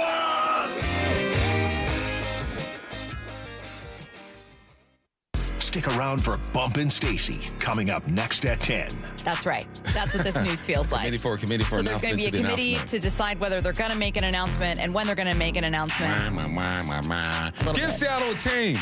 Bump and Stacy with Michael Bumpus and Stacy Rost next at 10. I hope you guys are prepared to be embarrassed by my behavior. We're going to be on Hard Knocks for sure. We're definitely going to be on Hard Knocks because I will drag us in front of these cameras. On Seattle Sports. As spring picks up, Chef Store helps you keep pace. Stock up on the essentials from fresh meat and seasonal produce to frozen foods, syrups, sauces, and supplies. Open to the public, no membership required. Chef Store. Buying big, made easy. With Popeye's new $6 faves menu, you can get this 3-piece chicken this 3-piece tenders, this chicken sandwich, or these 2 regular sides for just $6 a piece. I know you can't see what I see, but trust me, those bold Louisiana flavors look so good, you might just have to get them all. Now there's an idea. Love that chicken from Popeyes. Limited time at participating U.S. restaurants. Price may vary. Terms apply. Are you looking for the best deal on a new home? Discover the D.R. Horton Home of the Week. With new home communities from Lacey to Stanwood, ranging from the low 500s to the high 1 millions, D.R. Horton has the right home at the best value for you. Your new home is within reach, so what are you waiting for? Learn more about the D.R. Horton Home of the Week. Visit drhorton.com and schedule a tour today. D.R. Horton, America's builder, an equal housing opportunity builder. Hey, baseball fans, Rick Riz here. I'm excited to introduce you to my good friend Keith Dashafy, owner of Pella Windows and Doors of Western Washington. Keith? Thanks, Rick. Improve your play with 40% off installation or 0% financing for 16 months with equal payments. And we're giving back with 2 $5,000 scholarships for our local youth sports teams. Upgrade your home today at PellaPNW.com. That's fantastic, Keith. Don't wait. Schedule your free appointment today at PellaPNW.com. Rev up family fun this month at LeMay, America's Car Museum. Bring the kids for hands-on learning and creativity at Family Steam Day. Design, build, tinker, and learn together as automobiles come to life in the Education Studio and Family Zone. Visitors under the age of 18 receive free admission on Family Steam Days. For dates, times, and details on these and many more events, visit americascarmuseum.org. That's americascarmuseum.org. Still planning your summer vacation? Tired of airports and long drives? Anacortes Yacht Charters has a better option. Cruise the San Juan Islands aboard a fully equipped yacht. Take the helm of a bareboat charter or hire a skipper to explore on your terms. Quiet coves, lively harbors, no schedules. Just a tide guide and a sense of adventure. With a fleet of 50 powerboats and sailboats, AYC has options for groups large and small, from beginner to old salt. Start your San Juan adventure at ayc.com/KIRO. Digging in my yard, trying to lay a pipe. I hit a water line and now I have to pay a big fine. I should have called 811. My first car sale was from Michigan. I get this lead. This guy had been looking for this very specific truck across the whole U.S., and he's concerned about rust. And I'm like, why don't we FaceTime? I will crawl beneath the truck. I literally was on my back beneath this vehicle, showing him all the welds that he wanted to see. He agreed, put down a deposit, held the truck, flew out that night from Michigan. I picked him up at the airport. He had his cashier's check. We went through everything, and that was my first car sale.